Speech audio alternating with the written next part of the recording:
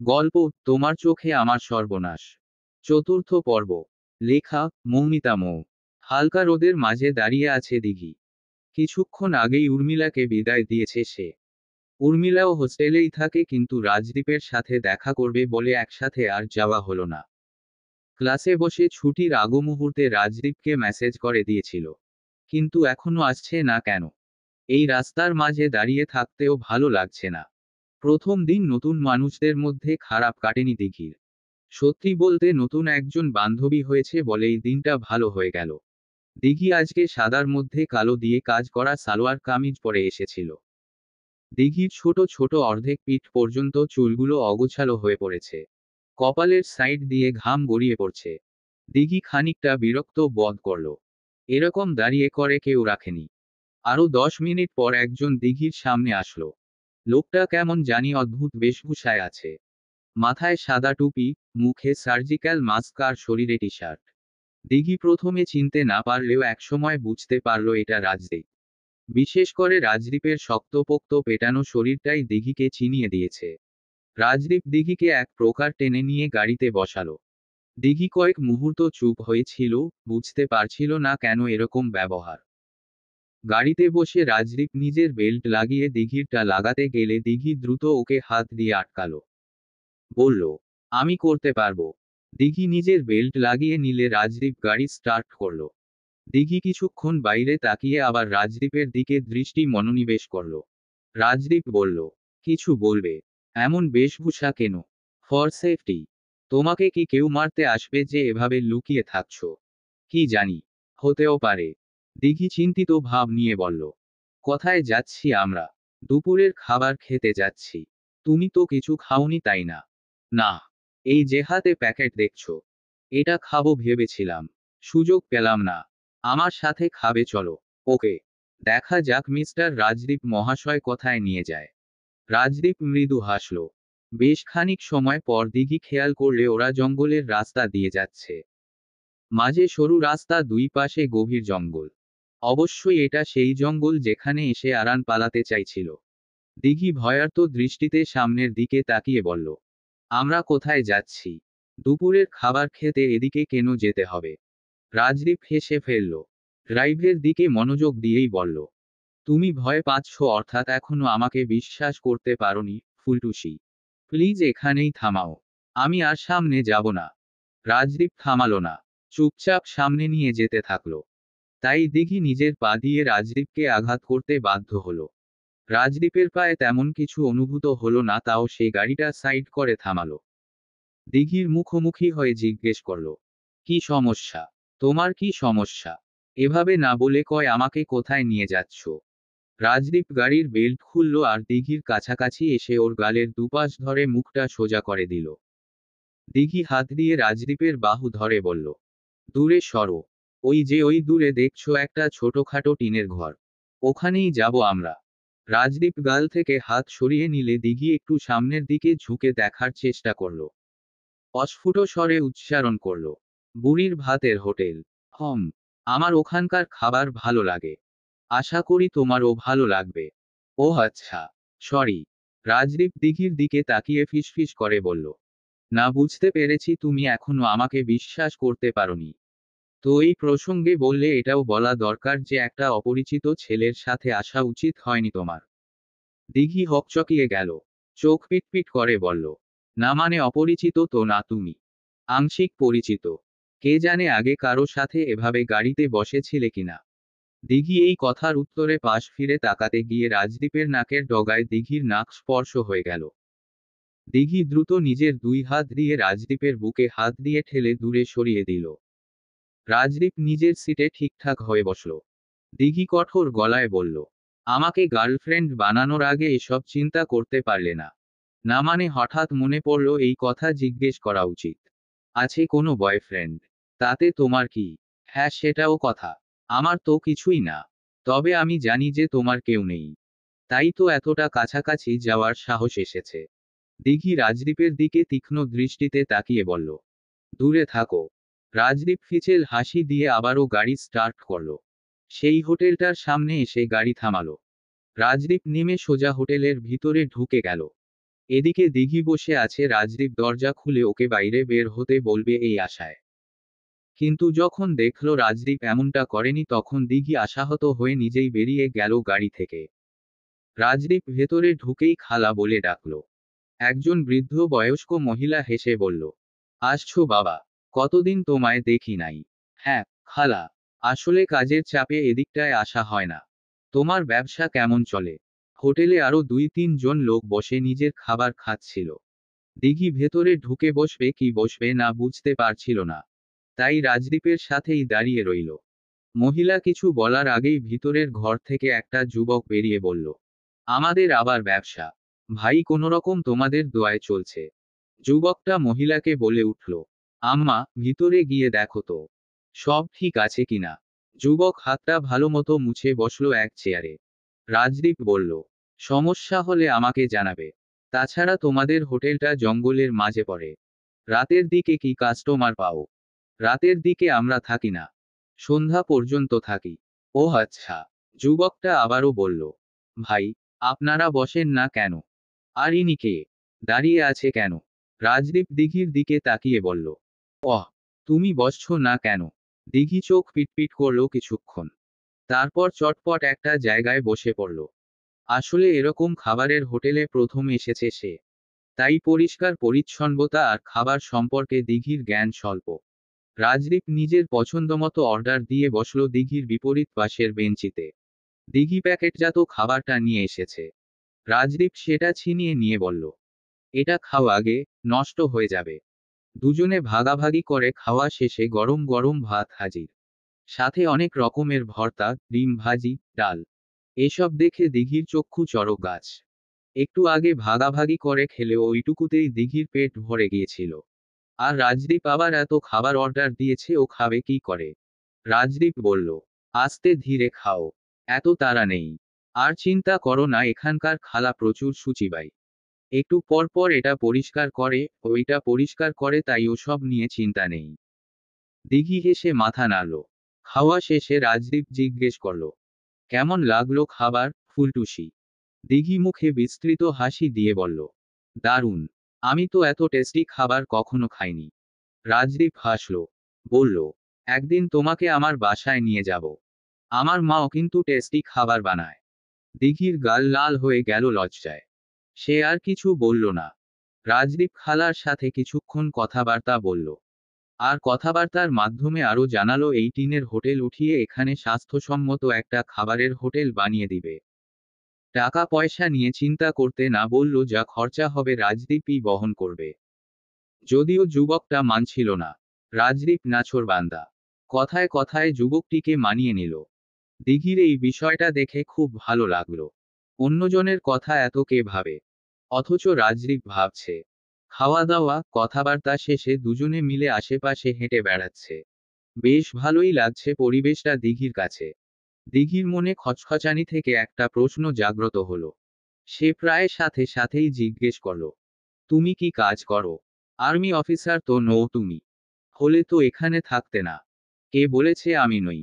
মানে, তো তুমি এখানে কি করছো আসল জায়গায় না গিয়ে? আই মিন আমি ছিলাম আর্মি অফিসার এককালে, কিন্তু এখন আর কি সেখান থেকে অব্যাহতি দিয়েছি নিজেকে। ওহ, প্রাক্তন আর্মি অফিসার। কিন্তু কেন? দেশের জন্য কাজ করা কি ভালো নয়? অবশ্যই ভালো, কিন্তু কিছু কারণ ছিল যার কারণে আমাকে সব ছেড়ে ছুড়ে নিজের শহরে ফিরে আসতে হয়েছে। কি কারণ? আর এর অর্থ চট্টগ্রামে বলা কথাগুলো ভুল ছিল। তুমি কোনো বন্ধুর জন্য সেখানে যাওনি, অন্য কোনো কারণে গিয়েছিলে। দিঘির প্রশ্ন শুনে রাজদীপ বেশ অনেকক্ষণ চুপ ছিল। মুখের ভাবমূর্তির পরিবর্তন হয়নি যদিও। দিঘি চুপচাপ রাজদীপকে পর্যবেক্ষণ করতে ব্যস্ত। রাজদীপ সময় নিয়ে দিঘির দিকে তাকিয়ে বলে উঠল, না, আমি বন্ধুর জন্য যাইনি। আমি কিছুই বুঝতে পারছি না। তুমিও স্পষ্ট করে কিছুই বলছো না। বাদ দাও, এসব জেনে কি হবে? কিন্তু চলো তোমাকে হোস্টেলে দিয়ে আসি। বিকাল হয়ে গেছে, আরো দেরি করলে সন্ধ্যা হয়ে যাবে। দিঘি আকাশের দিকে তাকালো। ধীরে ধীরে সূর্য পশ্চিমের দিকে অগ্রসর হচ্ছে। খোলা আকাশ। এখান থেকে অনেক দূরে তাকালে ছোটখাটো ঘরবাড়ি দেখা যাচ্ছে। আশেপাশে ঘন জঙ্গল। সবকিছু যেন অদ্ভুত সৌন্দর্য ধরে রেখেছে। দিঘি দীর্ঘশ্বাস ফেলে বলল, ঠিক আছে চলো, কিন্তু মনে রেখো আমিও তোমাকে সব প্রশ্নের উত্তর দিতে বাধ্য নই। রাজদীপ আর কিছু বলল না। দুজনে আবার গাড়িতে ফিরে আসলো। ড্রাইভ করতে করতেই রাজদীপ বেশ কিছুক্ষণ ভাবনায় ছিল। একসময় বলল, আমার বাবা অসুস্থ হয়ে পড়ায় আমার এসব কাজকে বাদ দিয়ে ফিরে আসতে হয় নিজের শহরে। প্রায় 5 বছর কেটে গেছে আমি আমার পেশা ছেড়েছি। দিঘি চুপচাপ শুনছিল।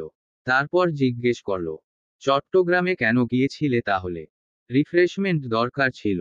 মন ভালো লাগছিল না তাই। তো সেদিন এটা বললেই তো পারতে। মিথ্যে বললে কেন?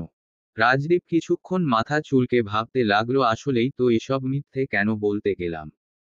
এটাও তো বলতে পারতাম।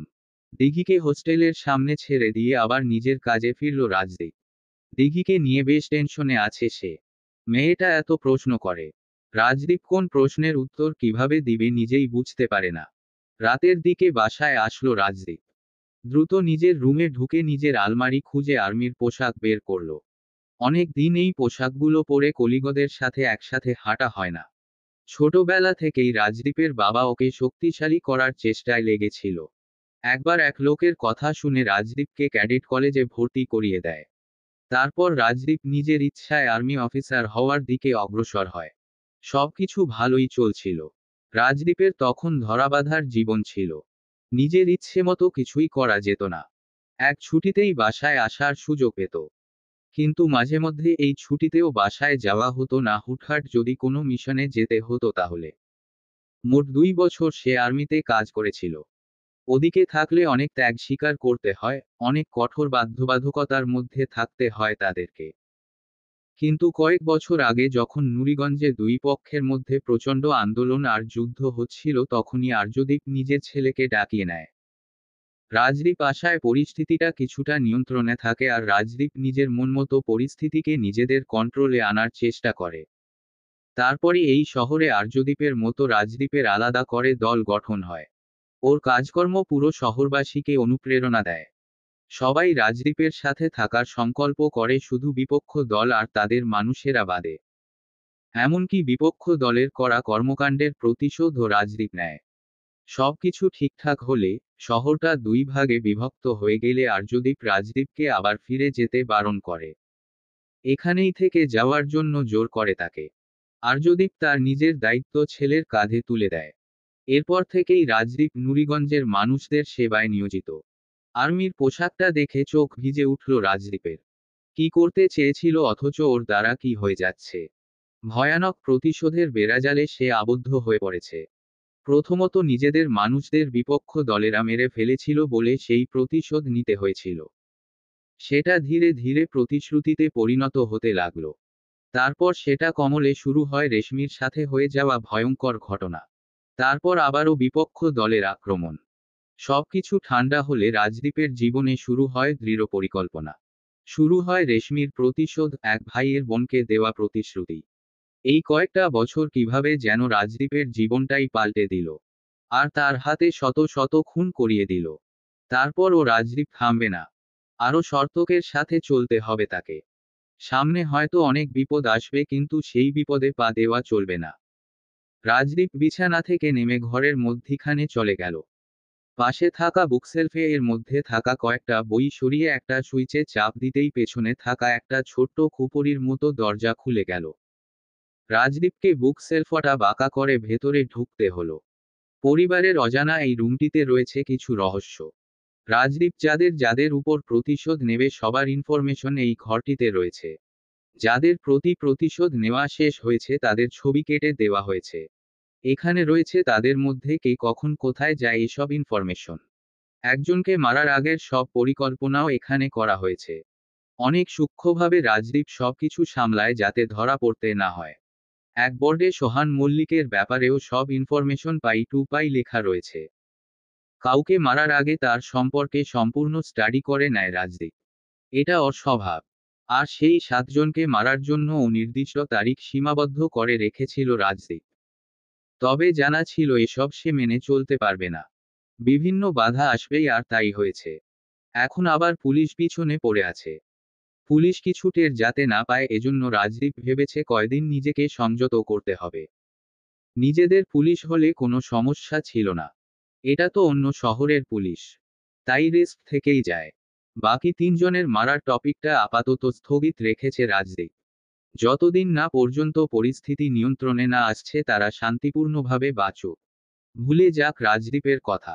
সেটা হতে পারে কয়েক মাস অথবা কয়েক বছর। রাজদীপ এই বিষয়ে আর ভাবছে না। তবে দিঘি মেয়েটা কিভাবে যেন ওর জীবনের সাথে জড়িয়ে যাচ্ছে। এখন তো মনে হচ্ছে মেয়েটাকে কোনোমতে মারতেই পারবে না সে। আসলে দিঘিকে মারলে সবচেয়ে বেশি সোহান মল্লিকের কষ্ট হতো। রাজদীপ খোঁজ লাগিয়েছে সোহান মল্লিক তার মেয়েকে জীবনের থেকেও বেশি ভালোবাসে। ছবির নিচে তার স্ত্রী আর দিঘির ছবি দেখে ভাবল রাজদীপ। রাজদীপের মা মহিমা দরজায় নক করল।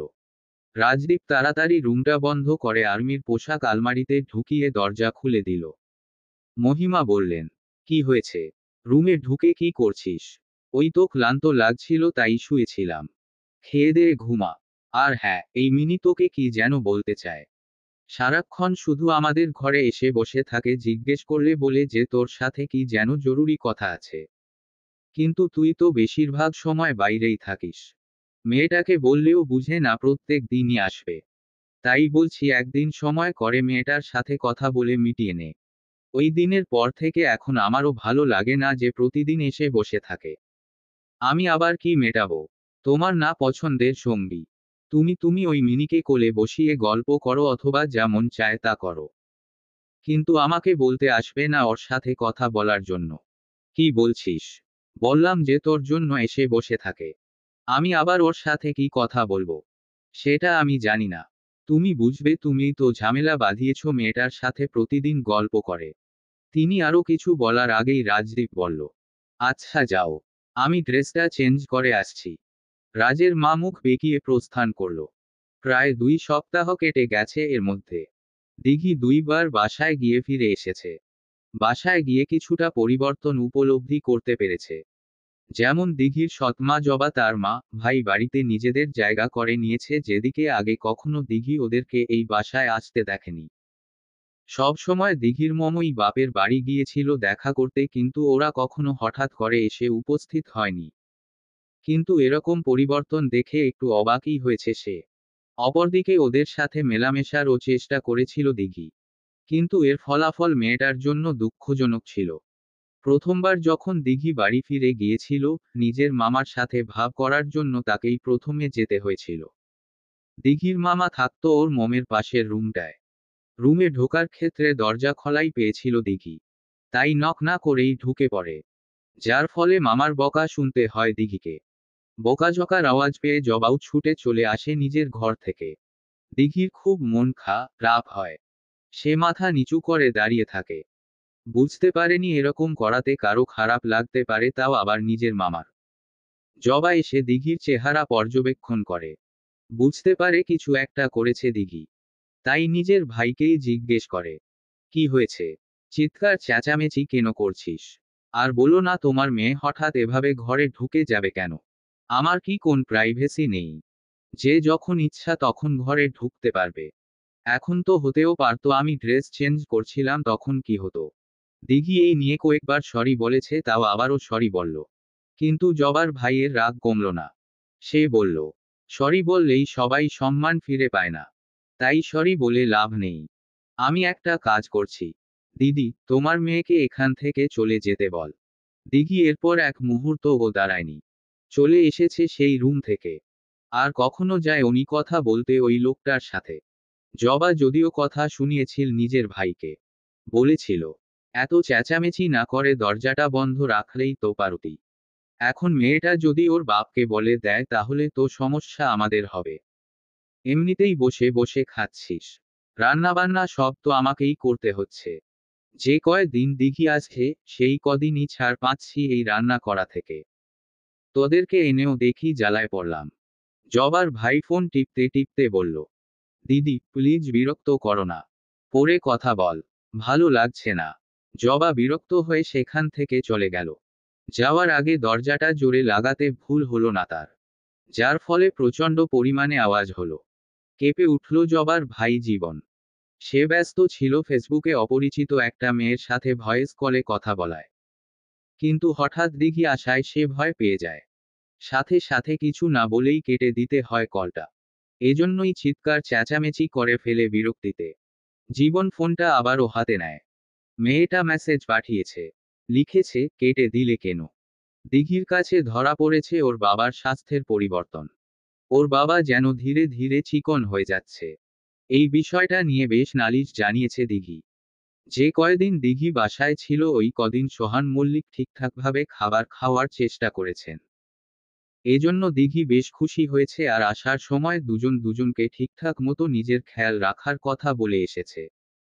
আগের কথা ভাবতে ভাবতে দিঘি বিশ্ববিদ্যালয়ে প্রবেশ করল। সাথে সুপর্ণা, অহনাও রয়েছে।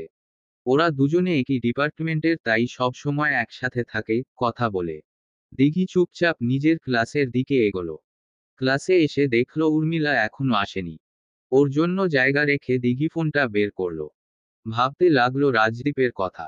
রাজদীপের সাথে এই পর্যন্ত 2 বার দেখা হয়েছে, এছাড়া বেশিরভাগ সময় ফোনে কথা হয়েছে। তবে 2 দিন ধরে ভালোভাবে কথা হয়নি। দিঘি কল দিয়েছিল। রাজদীপ ফোন ধরে বলেছে ব্যস্ত আছে, পরে কল দিবে, কিন্তু পরে আর দেয়নি। কিন্তু কিসে ব্যস্ত থাকে রাজদীপ? দিঘি জিজ্ঞেস করেও উত্তর পায় না। দিঘি বাতাসে দীর্ঘশ্বাস ফেলল।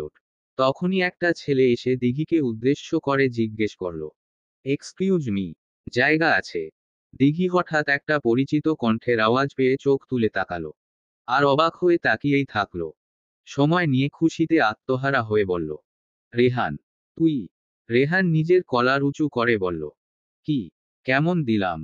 দিঘি এত পরিমাণ খুশি হয়ে গিয়েছিল যে আশেপাশে কারো কথা চিন্তা না করে রেহানকে জড়িয়ে ধরল। ও আসলে কখনোই ভাবতে পারেনি রেহানকে এখানে দেখতে পারবে। রেহান তো কি করবে বুঝতে পারছিল না। দিঘি যে এভাবে জড়িয়ে ধরবে সেটাও ছেলেটা ভাবতে পারেনি। রেহান কোনোমতে নিজের হৃদয় আটকে রাখল। দিঘির পিঠের উপর অংশে কোনোমতে চাপড় মেরে বলল, খুশিতে পাগল হয়ে গেলি নাকি? দিঘি আলিঙ্গন মুক্ত করে রেহানের হাত শক্ত করে ধরে বলল, সত্যি রে, আমি এত খুশি হয়েছি যে তোকে বলে বোঝাতে পারবো না। তুই আমার ছোট্ট কালের বন্ধু। তোকে ছাড়া এত একা লাগছিল। কি বলবো, এক দুজন ছাড়া কারো সাথে মিশতে পারছিলাম না। দোস্ত, তুই ঠিকই বলেছিস। তোকে আমার খুব করে দরকার। থ্যাংক গড তুই এসেছিস, না হলে আমি কিভাবে থাকতাম। ক্লাসের মধ্যে ওদের দুজনকে দেখে সবাই আশেপাশে জড়ো হয়ে গিয়েছিল। ওদের কীর্তিকলাপ দেখছিল। অনেকে ভেবেও নিয়েছে ছেলেটা দিঘির বয়ফ্রেন্ড। উর্মিলাও একটু আগে ক্লাসে প্রবেশ করেছে। ভিড় ঠেলে ভিতরে ঢুকে দিঘির কথাগুলো শুনতে পেয়েছে। তারপর রেহানের দিকে লক্ষ্য করে উর্মিলা ভ্রু কুঁচকে ফেলে। কিছুক্ষণ উপর থেকে নিচ পর্যবেক্ষণ করে নেয়। ছেলেটা ঢিলেঢালা জিন্সের প্যান্ট আর উপরে শার্ট পরে এসেছে। দিঘিকে উদ্দেশ্য করে উর্মিলা বলল, এটা কে দিঘি? দিঘি বেঞ্চ থেকে বের হয়ে উর্মিলার বাহু ধরে বলল, উর্মিলা, এটা আমার বেস্ট ফ্রেন্ড রেহান। আর রেহানকে উদ্দেশ্য করে বলল, রেহান, এটা আমার নতুন বান্ধবী হয়েছে উর্মিলা। রেহান দিঘির মাথায় টোকা মেরে বলল, আচ্ছা, শোন, আমি আসছি তাহলে। আমার ক্লাসে যাচ্ছি। ছুটির পরে দেখা হবে। দিঘি প্রশ্নসূচক দৃষ্টিতে তাকালে রেহান বলল, আমি চারুকলায় ভর্তি হয়েছি। আসলে এই বিশ্ববিদ্যালয়ে চারুকলার পরীক্ষা ছিল আগের শুক্রবারে। তখন পরীক্ষা দিয়ে গিয়েছিলাম। এরপরে 2 দিনের মধ্যেই রেজাল্ট পেয়ে গেছি। আর তোকে সারপ্রাইজ দিতে চেয়েছিলাম। তাই কিছু বলিনি। এর মানে এত দিন ধরে তুই আমাকে মিথ্যে বলছিলি? রেহান মাথা চুলকে বলল, হ্যাঁ, বলেছিলাম আসলে। আগে থেকেই বললে তো আজকে এত খুশি দেখতে পারতাম না। বল। দিঘি ঠোঁট উল্টে বলল, তোর খবর আছে। এরই মধ্যে প্রফেসর এসে পড়ায় রেহান দিঘিকে ইশারা করে চলে যায়। সবাই যে যার সিটে বসে পড়ে ক্লাসের জন্য। উর্মিলা ফিসফিস করে বলল, সত্যি, দিঘি, তুই খুব লাকি এমন একটা ফ্রেন্ড পেয়েছিস। দিঘি মিষ্টি করে হেসে উঠল। বলল, হ্যাঁ, উর্মিলা, আমারও তাই মনে হয়। 3টে ক্লাসের পর দিঘির ছুটি হয়ে গেল। আজকে দিঘি অনেক নতুন কিছু শিখেছে। ওদের একটা ল্যাব আছে, সেখানে গিয়ে বিভিন্ন ধরনের ডিজাইন দেখার সুযোগ হয়েছে। নিজের মতো নতুন ডিজাইন করে প্রফেসরকে দেখিয়ে প্রশংসা কুড়িয়েছে। আপাতত উর্মিলাকে নিয়ে মাঠের এক কোনায় বসে আছে রেহানের অপেক্ষায়। রেহান মেসেজ দিয়েছিল আর 10-15 মিনিটের মধ্যে আসছে। রেহানের অপেক্ষায় বসে আছে দিঘি আর উর্মিলা। রেহান আসতে আসতে উর্মিলা ওদের পুরনো দিনের কথাগুলো শুনতে থাকলো। দিঘি বেশ আনন্দে উৎফুল্ল হয়ে গেছে রেহান সম্পর্কে বলতে বলতে। দিঘি বলল, একবার কি হয়েছে শোন। সেদিন প্রচণ্ড বৃষ্টি হচ্ছিল, আমি আর রেহান ছাতা আনিনি। আমরা সেদিন ব্যাচে গিয়েছিলাম ক্লাস করতে, কিন্তু আসার পথে সে কি বৃষ্টি। সন্ধ্যা হয়ে যাচ্ছিল, দুজনে কি করব বুঝতে পারছিলাম না। আমাদের মতো অনেকেই দাঁড়িয়েছিল, অনেকের মা বাবা এসে নিয়ে যাচ্ছিল। আমাদের কাছে তখন ফোনও ছিল না। 1 ঘন্টার মতো দাঁড়িয়ে থাকার পর বৃষ্টির মধ্যেই বেরিয়ে যাই। রেহানের একটা জ্যাকেট ছিল, সেই জ্যাকেট আমাদের বৃষ্টি থেকে বাঁচায়। কিন্তু বেচারা রেহানকে অনেক হাঁটতে হয় সেদিন। রাস্তায় বৃষ্টির সময় রিক্সা পাওয়া মুশকিল। ও প্রথমে আমাকে বাসায় দিয়ে আসে, তারপর আমি ওকে ছাতা দেই। সেই ছাতা দিয়ে ও বাসায় পৌঁছায়। এরকম আমাদের অনেক অনেক স্মৃতি আছে জানিস। উর্মিলা সম্পূর্ণ কথা মনোযোগ দিয়ে শুনল। এক সময় সে দিঘির হাত চেপে জিজ্ঞেস করল, তুই কি রেহানকে পছন্দ করিস? দিঘি হেসে বলল, নিজের বেস্ট ফ্রেন্ডকে পছন্দ করব না এটা কোনো কথা বললি? আরে ওই পছন্দের কথা বলিনি, বলেছি প্রেমিক হিসেবে পছন্দ করিস নাকি।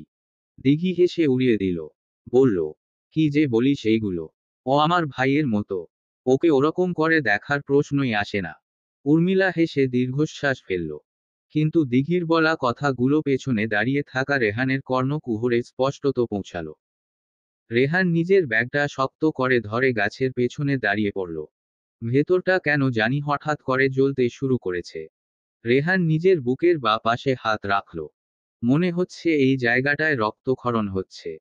রেহানের চোখের সাদা অংশ কিছুটা লাল বর্ণের হয়ে গেছে। দিঘির মতো রেহান যে এত ধনী তা কিন্তু নয়। বাসায় শুধু এক মা বাবা আছে, তাও সবাইকে ছেড়ে শুধুমাত্র দিঘির সাথে চলার জন্য এত দূরের পথ পাড়ি দিয়েছে ছেলেটা। দিঘিকে ছাড়া সময় কাটাতে রেহানেরও ভালো লাগছিল না। আগের মতো প্রতিদিন দেখাও হচ্ছিল না। তাই দিঘির চান্স পাওয়া বিশ্ববিদ্যালয়ে ওর পছন্দের সাবজেক্ট খুঁজে আবেদন করে ফেলে। হয়ে যাবে এটা সে নিজেও ভাবেনি। রেহানের জন্য এটা অনেক বড় কিছু ছিল। রেহান নিজেকে ঠিক করে চোখ মুছে আর নিজের গালে কয়েকবার থাপ্পড় দিয়ে বের হয়ে আসে, গাছের পেছনে থাকে। হেলে দুলে এসে দিঘির মাথায় টোকা মেরে বলল, চল, কোথায় যাবি? দিঘি ভ্রু কুঁচকে বলল, মারলি কেন? আচ্ছা কিছু খাওয়াতে হবে। সারপ্রাইজ দিলি, ট্রিট দিবি না তা হয় নাকি? তুই বল কোথায় যাবি? মহারানীর এমন ভাব যেন আমি এখানকার সব জায়গা ভালো মতো চিনি। তুই এত দিন ছিলি, তোর তো জানার কথা। দিঘি চিন্তিত হয়ে ভাবতে থাকল। উর্মিলা বলল, আমরা সেদিন যে ফাস্ট ফুডের রেস্টুরেন্টে গিয়েছিলাম, ওদিকে গেলে কেমন হয়? দিঘি বিস্তৃত হাসি দিয়ে দাঁড়িয়ে পড়ল। সে আজকে হলুদ লাল রঙের টপস পরিধান করেছে আর নিচে কালো লেগিংস।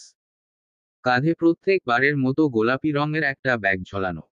দিঘি কাঁধে থাকা ব্যাগ শক্ত করে ধরে বলল, হ্যাঁ ঠিক বলেছিস উর্মিলা, চল। ফাস্ট ফুডের রেস্তোরাঁয় যেতে যেতে রেহান আর উর্মিলার বেশ ভাব হয়ে গেল। তিনজনে হাসতে হাসতে রাস্তা দিয়ে যাচ্ছিল। সময়টা ভালোই কাটছিল। কিন্তু অপ্রত্যাশিত কিছু একটা দেখে হঠাৎ করে দাঁড়িয়ে পড়ল দিঘি। ওর মুখের ভাবেও বেশ পরিবর্তন এসেছে। রেহান দিঘির থেকে চোখ সরিয়ে সামনের দিকে তাকালো। তিনজনের থেকে বেশ কিছু দূরে দাঁড়িয়ে ছিল রাজদীপ, আর সাথে একটি মেয়েও আছে। দিঘি বিষয়টা দেখেই দাঁড়িয়ে পড়েছে। ওর মনে প্রশ্ন তৈরি হয়েছে, রাজদীপ কি তাহলে নতুন একজনকে পেয়ে ওকে ভুলে গেল? রাজদীপ মেয়েটার সাথে বেশ ভালোভাবেই কথা বলছিল, উল্টো মেয়েটাই রাজদীপের কাছে আসার চেষ্টা করছিল। রাজদীপের চুল ঠিক করে দিচ্ছিল। রাজদীপ যদিও বারবার হাত সরিয়ে দিচ্ছিল, আর সামনে থাকা মুদির দোকান থেকে কিছু দেখতে বলছিল মেয়েটাকে। কিন্তু মেয়েটা রাজদীপের হাত ধরে সামনে এগিয়ে যাওয়ার কথা বলছিল। কিন্তু হয়তো সেই ব্যাপারে রাজদীপ রাজি ছিল না, তাই বারবার বারণ করছিল। রেহান কাছে এসে দিঘির কাঁধে হাত দিয়ে বলল, দোস্ত, এটা ওই লোকটা না? উর্মিলা বলল, ইনি কে? দিঘি রেহানের ডাকে চোখ ফিরিয়ে তাকালো। দুজনের দিকে তাকিয়ে বলল, বাদ দে, চল সামনে যাই। রাজদীপ বিরক্ত হয়ে মিনিকে সামলাচ্ছিল। কিন্তু হঠাৎ করেই সবকিছু স্তব্ধ হয়ে গেল যখন সামনে দিঘিকে দেখতে পেল। বিশেষ করে দিঘির চোখ জোড়া। দিঘির দু চোখে অশ্রু দেখতে পেয়েছে রাজদীপ। দিঘি যাওয়ার সময় রাজের দিকে তাকিয়েছে। দূর থেকেই উপহার দিয়েছে অশ্রু ভরা চোখ। রাজদীপ মিনিকে এক ঝটকায় সরিয়ে সামনে এগিয়ে গেল। ততক্ষণে ওরা তিনজনে চলে গেছে। রাজদীপ ওদের অনুসরণ করে অনেকখানি পথ গিয়ে দেখতে পেল তিনজনে একটা রেস্তোরাঁয় প্রবেশ করেছে। রাজদীপ বিচলিত অনুভব করল। দিঘির চোখ জোড়া দেখে বুকটায় ব্যথা শুরু হয়ে গেছে। প্রচণ্ড ব্যথা অনুভূত হচ্ছে জায়গাটায়। ব্যথা সামলাতে না পারলে হয়তো মৃত্যু হবে এমন মনে হতে লাগলো রাজদীপের। এমন কেন হচ্ছে সে নিজেও বুঝতে পারছে না। মিনি দৌড়ে এসে বলল, তুমি ওদের পিছু কেন নিচ্ছিলে, রাজ? রাজদীপ বিরক্ত হয়ে বলল, তুই বাড়িতে যা। আমি কালকে তোকে কিছু কিনে দিব। শর্ত পূরণ করব। কিন্তু কথা ছিল আজকে তুমি আমাকে নিয়ে ঘুরবে। না হলে কিন্তু আন্টিকে সব বলে দিব যা শুনেছি। রাজ চিৎকার করে বলল, তুই যাবি নাকি? বিরক্ত করছিস কেন? বললাম তো কালকে নিয়ে যাব। মিনি হঠাৎ রাজকে এরকম ব্যবহার করতে দেখে ঘাবড়ে গেল আর সাথে ভয়ও পেল। কিছুক্ষণ চিন্তা করে মিনি বলল, ঠিক আছে, কালকে ফাঁকি দেওয়া চলবে না। আমি আন্টিকে না হলে বলে দিব সব। হ্যাঁ যা প্লিজ, আমার কিছু কাজ এসে পড়েছে। মিনি সন্দেহ নিয়ে বলল, কিন্তু ওই তিনজন কে ছিল? ওই মেয়েটা কি ওদের মধ্যে একজন? রাজদীপ হাত দিয়ে ইশারা করে বলল, আর কিছু জিজ্ঞাসা করলে কানের নিচে মারব। মিনি মুখ লটকে বলল, ঠিক আছে যাচ্ছি, কালকে না নিয়ে গেলে খবর আছে। মিনি চলে গেল। রাজদীপ রেস্তোরাঁর বিপরীতে পাশে বেশ কিছুক্ষণ দাঁড়িয়ে রইল। হঠাৎ মনে পড়তেই নিজের ফোন বের করে দিঘিকে কয়েকটা মেসেজ পাঠালো। দাঁড়িয়ে কি করবে ভেবে পাচ্ছে না, তাই একটা সিগারেট ধরালো। দিঘি রেস্তোরাঁয় বসে তেমন কিছু কথা বলছে না। যা বলছে রেহান আর উর্মিলাই। অন্যমনস্কভাবে খাবার খাচ্ছে সে। রেহান কয়েকবার দিঘিকে ডাক দিয়েছিল, কি হয়েছে জিজ্ঞেস করছিল, কিন্তু দিঘি কথা ঘুরিয়ে ফেলছে। পরে আবার চুপ হয়ে যাচ্ছে। রেহান তারপর উর্মিলাকে বলতে লাগলো, আমি আসার সময় ব্যাগপত্র সব হোস্টেলে রেখে এসেছিলাম। কিছুই গোছানো হয়নি। আজকে ভোর সকালে রওনা হয়েছিলাম নুরিগঞ্জের জন্য। এসেই দৌড়ে হোস্টেলের রুম খুঁজছিলাম। ভেবেছিলাম খালি পাবো না। কপাল ভালো ছিল তাই পেয়েই গেলাম। তারপর ভার্সিটিতে ঢুকে অনেকক্ষণ দাঁড়িয়েছিলাম দিঘিকে সারপ্রাইজ দিব বলে। পরে দেখলাম মহারানী চিন্তা করতে করতে হাঁটছে, সাথে আবার দুইজন ছিল। বেশ অনেকক্ষণ ফলো করে ক্লাস খুঁজেই পেলাম। তারপর তো দেখতেই পেলে। উর্মিলা বলল, ভাই, তুমি তো আসলেই বেস্ট। আমারও যদি এমন কোনো বন্ধু হতো তাহলে তো সারাদিন গুনগান গাইতাম। আর দেখো দিঘিকে, মেয়েটার মুখ দেখো কি হয়ে আছে। উর্মিলার কথায় রেহানও বেশ চিন্তিত হয়ে পড়ল। উর্মিলা আবারও বলল, আমার মনে হচ্ছে রাস্তায় যেই ছেলেটাকে দেখেছে ওইটাকে নিয়ে ভাবছে। হ্যাঁ, তুমি ঠিকই বলেছ উর্মিলা। আমারও তাই মনে হচ্ছে। ওই ভাইয়াটা এখানে কি করছে সেটাই তো বুঝতে পারছি না। উর্মিলা বিস্ময়কর দৃষ্টিতে তাকিয়ে জিজ্ঞেস করল, তুমি চেনো ভাইয়াটাকে?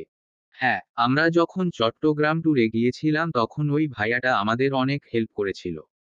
সবচেয়ে বেশি তো দিঘিকেই সাহায্য করেছে। অনেক ভালো ছিল ভাইয়াটা। কিন্তু সে এখানে কেন? বিষয়টা খুবই চিন্তার।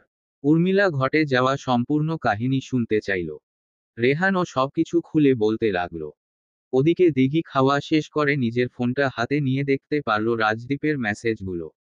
তাচ্ছিল্যের সাথে হাসল সে। ফোন ব্যাগে ঢুকিয়ে মুখ টিস্যু পেপার দিয়ে মুছে ওদের দুজনকে উদ্দেশ্য করে বলল, তোদের গল্প হলে চল এবার। আমি হোস্টেলে যাব। দিঘি প্রথমে রেস্তোরাঁ থেকে বাইরে বের হলো। বাইরে বেরিয়েই আশেপাশে কাউকে খুঁজতে লাগলো সে। বেশিক্ষণ খুঁজতে হলো না তাকে। ঠিক বিপরীত দিকেই রাজদীপ দোকানের সামনে রাখা এক বেঞ্চে বসে আনমনেই সিগারেট খাচ্ছে। বিষয়টা দেখে দিঘির চোয়াল শক্ত হলো। অপরদিকে পরক্ষণেই যখন চোখের ঠিক সামনে দিঘি ধরা পড়ল, হকচকিয়ে উঠল রাজদীপ। হুড়মুড়িয়ে বসা থেকে দাঁড়িয়ে পড়ল আর নিজের হাতে থাকা সিগারেট নিচে ফেলল, পা দিয়ে পিষল বাকি থাকা সিগারেটটুকু। প্যান্টে হাত মুছল। তারপর দিঘির দিকে তাকিয়ে মুখে হাসি নিয়ে হাত নাড়ালো। দিঘি কঠোর দৃষ্টি নিক্ষেপ করল। জোরে শ্বাস ছাড়ল। কিছুক্ষণ পর উর্মিলা আর রেহান বের হলো রেস্তোরাঁ থেকে। রেহান দিঘিকে দাঁড়িয়ে থাকতে দেখে বলল, চল, দাঁড়িয়ে আছিস কেন? দিঘির সম্বিত ফিরতেই ওদের দুজনের দিকে তাকিয়ে বলল, চল। রাজদীপ ঠান্ডা চোখে তাকালো ওদের যাওয়ার দিকে। দিঘির চেহারা দেখে মনে হচ্ছে মেয়েটা খুব রেগে আছে। মিনিকে সাথে দেখে এত রাগ। রাজদীপ ভাবতে লাগলো কি করা যায়। কিন্তু এসব বিষয়ে সে প্রচণ্ড কাঁচা। চিন্তা করতে করতেই আকাশকে কল দিল। আকাশ ফোন রিসিভ করে হ্যালো বলতেই রাজদীপ বলা শুরু করে দিল, কি করছিস? কেন? রাজদীপ এক মুহূর্ত না থেমে বলল, শোন, দিঘি রাগ করেছে। কিভাবে রাগ ভাঙাবো সেটা আমি কিভাবে বলবো? আমি কখনো প্রেম করিনি, তাই এসব জানি না। রাজদীপ বিচলিত হয়ে বলল, তুই না আমার ভাই, তুই কাউকে জিজ্ঞেস কর কিভাবে রাগ ভাঙাতে হয়। আমি আবার কাকে জিজ্ঞেস করব? তাছাড়া দিঘির জন্য তো তোর মনে কোনো ফিলিংস নেই, তাহলে রাগ কেন ভাঙাতে হবে? দরকার কি? রাগ নিজে নিজে এসেছে, নিজে নিজে চলেও যাবে। না, তুই বুঝতে পারছিস না। ও কান্না করছিল। আমি দিঘিকে কান্না করতে কখনো দেখিনি। আমার খুব খারাপ লাগছে। আকাশ বাসায় বসে পেঁয়াজ কাটছিল। কিছুক্ষণ আগে আকাশ কাজে যেতে নিচ্ছিল, কিন্তু ওর মা জোর করে পেঁয়াজ কাটতে বসিয়ে দিয়েছে। তাই ও চোখ থেকে জল পড়ছে। চোখের জল মুছে কান্নারত কণ্ঠে বিরক্তি মিশিয়ে বলল, ও আর ভাই, আমিও তো কান্না করছি। আমার জন্য খারাপ লাগছে না। বাই দা ওয়ে, রাজ, তুই কিছু করেছিস মেয়েটার সাথে? আমি কি আর করব? আসলে কয়দিন কাজের প্রেসারের কারণে তেমন কথা হয়নি দিঘির সাথে। তার মধ্যে আজকে মিনি এসে ফালতু শর্ত দিয়ে জোর করে নিয়ে গেছে। বাধ্য হয়ে যেতে হয়েছে ওর সাথে। রাস্তায় দিঘির সাথে দেখা হয়ে যায়। তখনই হয়তো ভুল বুঝেছে। ও জেলাসি। আচ্ছা, আমি তোকে একটা আইডিয়া দিচ্ছি। আমি মুভিতে দেখেছিলাম, নায়িকা রাগ করলে নায়ক এমনটা করে থাকে। এসব নায়ক নায়িকা বাদ দিয়ে আসল কথা বল। আকাশ ভালো করে নাকটা মুছে নিয়ে বলা শুরু করলো। রাজদীপ সবটা শুনে সাথে সাথেই ফোনটা রেখে দিল। আকাশ ফোন নামিয়ে দেখলো রাজদীপ ফোন কেটে দিয়েছে। সে মুখ ভেচকিয়ে বলল, সাহায্য করলে মানুষ একটা থ্যাঙ্কস তো দেয়, কিন্তু যাই হোক, আমি পেঁয়াজ কাটি, তারপর তো কাজে যেতে হবে নাকি? দিঘি হোস্টেলে পৌঁছে নিজের বিছানায় শুয়ে পড়ল। হুট করেই খুব ক্লান্ত লাগছে আজকে। উপরে ঘুরতে থাকা ফ্যানের দিকে অবিরাম তাকিয়ে রইল। হঠাৎ টুং টুং করে ফোনে আওয়াজ হতে ফোনটা হাতে তুলে নিল সে। সিমের মেসেজ এসেছে। দিঘি সেটা সরিয়ে রাজদীপের মেসেজগুলো দেখতে লাগলো। রাজদীপ পাঠিয়েছিল, হাই, কি হয়েছে? তুমি ঠিক আছো? দেখা করো, বাইরে দাঁড়িয়ে আছি, তাড়াতাড়ি আসো প্লিজ। দিঘি দেখে আনমনেই হাসলো। লোকটা কি বুঝতে পারলো না দিঘি যে রাগ করেছে? এর আগে বেশ অনেক দিন কোনো কথা হয়নি মেসেজে রাজদীপের সাথে। বেশিরভাগ ভয়েস কলেই কথা হতো ওদের। দিঘি লাফ দিয়ে উঠে বসল। আগের মেসেজগুলো পড়তে থাকলো। পুরনো মেসেজগুলো পড়তে বেশ ভালো লাগছে ওর। কোনো পরিচয় ছিল না, তাও কিভাবে রাজদীপ এত সুন্দর করে ফুলটুসি ডাকতে পারে দিঘি ভাবতে লাগলো। আসলেই কি ওদের মধ্যে কখনো ওরকম ধরনের সম্পর্কের তৈরি হয়েছে? নাকি দিঘি নিজেই একটু বেশি ভেবে ফেলেছে? রাজদীপ যখন কথা বলা বন্ধ করে দিল, এরপর থেকেই লোকটাকে বেশি বেশি মনে পড়তে থাকে দিঘির। এই অপরিচিত শহরে রাজদীপের সাথে হুট করে দেখা হয়ে যাবে কখনো তো ভাবেনি। কখনো তো ভাবেনি ছেলেটার সাথে আরও একবার বাক্যালাপ হবে।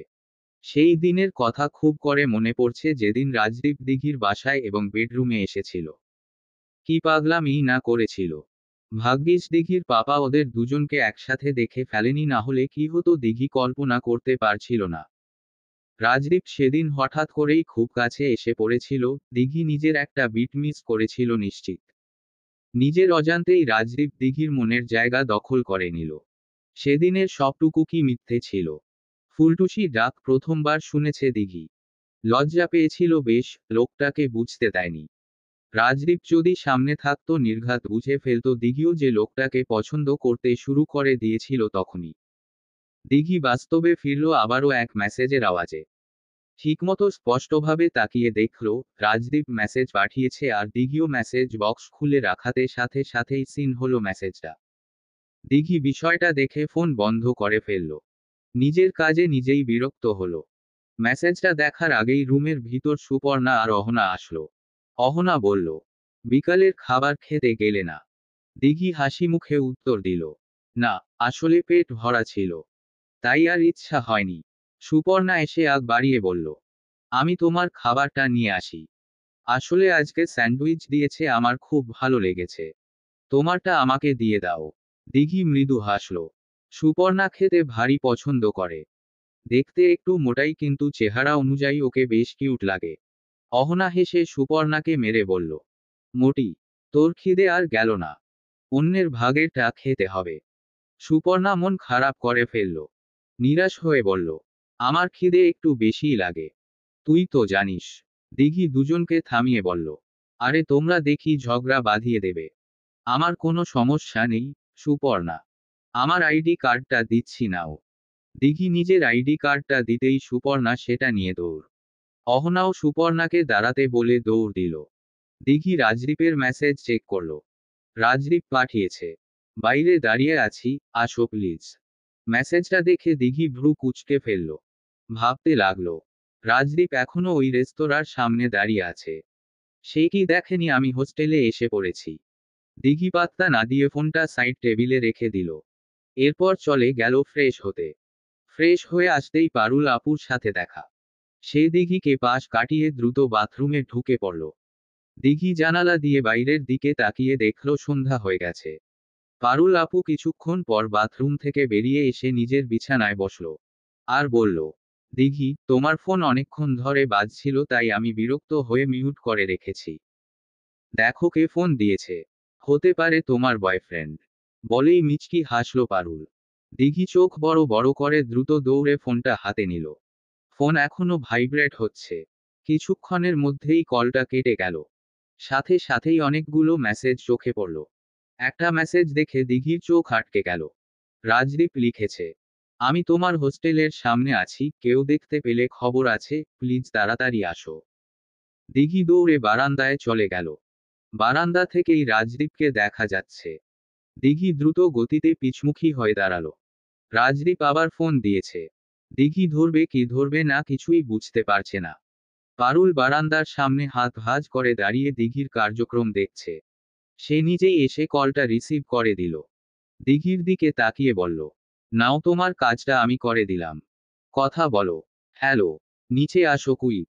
না হলে আমি উপরে এসে পড়ব। কি? যেটা বলেছি করবে নাকি আমি উপরে আসবো? দিঘি ঘাবড়ে গেল। সে কিছুতেই নিচে যেতে চাইছে না। রাজদীপের মুখোমুখি হতে চাইছে না। কেমন জানি অস্বস্তি হচ্ছে, অস্থির অস্থির লাগছে। রাজদীপ দিঘির কাছ থেকে উত্তর না পেয়ে বলল, কি হলো? কিছু বলছো না কেন? আমার কিন্তু ধৈর্যের বাঁধ ভেঙে যাচ্ছে। আপনি হুমকি দিচ্ছেন। তাছাড়া আপনি আমার রুম চেনেন না তাই উপরে উঠে আসলেও আমাকে খুঁজে পাবেন না। হাসালে, ফুলটুসি। ওই যে তোমাকে বারান্দায় দেখা যাচ্ছে। তোমাকে খুঁজে পাওয়া আমার বা হাতের খেলা মাত্র। দিঘি ঘুরে রাজদীপের দিকে তাকালো। রাজ হেসে হাত নাড়ালো নিচ থেকে। দিঘি বলল, কি বলতে চাইছেন? ফোনে বললেই তো হয়, নিচে আসার কি দরকার? আসবে নাকি না? আপনি হুমকি দিচ্ছেন আমাকে। রাজদীপ বাঁকা হেসে বলল, যে কাছে আসতে চায় না তাকে জোর করে আনতে হয়, ফুলটুসি। 10 মিনিট। এর মধ্যে যা বলার বলবে। তারপর তুমি তোমার পথে, আমি আমার পথে। ওকে। দিঘি ফোনটা কেটে রাজদীপের অবস্থান খেয়াল করল। টি শার্ট আর লং প্যান্ট পরেছিল দিঘি। তার সাথে একটা ওড়না জড়িয়ে নিচে নেমে আসলো। রাজদীপ প্রবেশদ্বার থেকে বেশ কিছুটা দূরে অপেক্ষা করছিল। দিঘি কাছে আসতেই খপ করে ওর হাতটা ধরে নিল আর সামনে হাঁটতে লাগলো। বেশ খানিকটা হাঁটার পর ডান দিকে একটা সরু গলি পড়ে। গলির মধ্যিখানে গিয়েই থামল রাজদীপ। দুই বাড়ির মাঝের এই সরু গলিটা বেশ নির্জন। তেমন মানুষের আসা যাওয়া নেই এদিকটায়। দিঘি আশেপাশে তাকিয়ে স্তব্ধ হয়ে গেল। কিছুটা ভয় লাগছে। আর রাজ, সে তো দিঘির দিকে তাকিয়ে। বেশ অনেকক্ষণ কেটে গেল, রাজদীপ কোনো কথাই বলছে না। দিঘি মুখ তুলে লোকটার দিকে তাকালো। বার কয়েক চোখের পলক ফেলে বলল, সময় 10 মিনিট দিয়েছি। কিছু না বলেই কি কাটিয়ে দেবে? রাজদীপ বিস্তৃত হাসল। খুব কাছে এসে দিঘিকে ঝাপটে ধরল। লম্বা চৌড়া পুরুষটির প্রশস্ত বুকে দিঘির মাথা ঠেকল।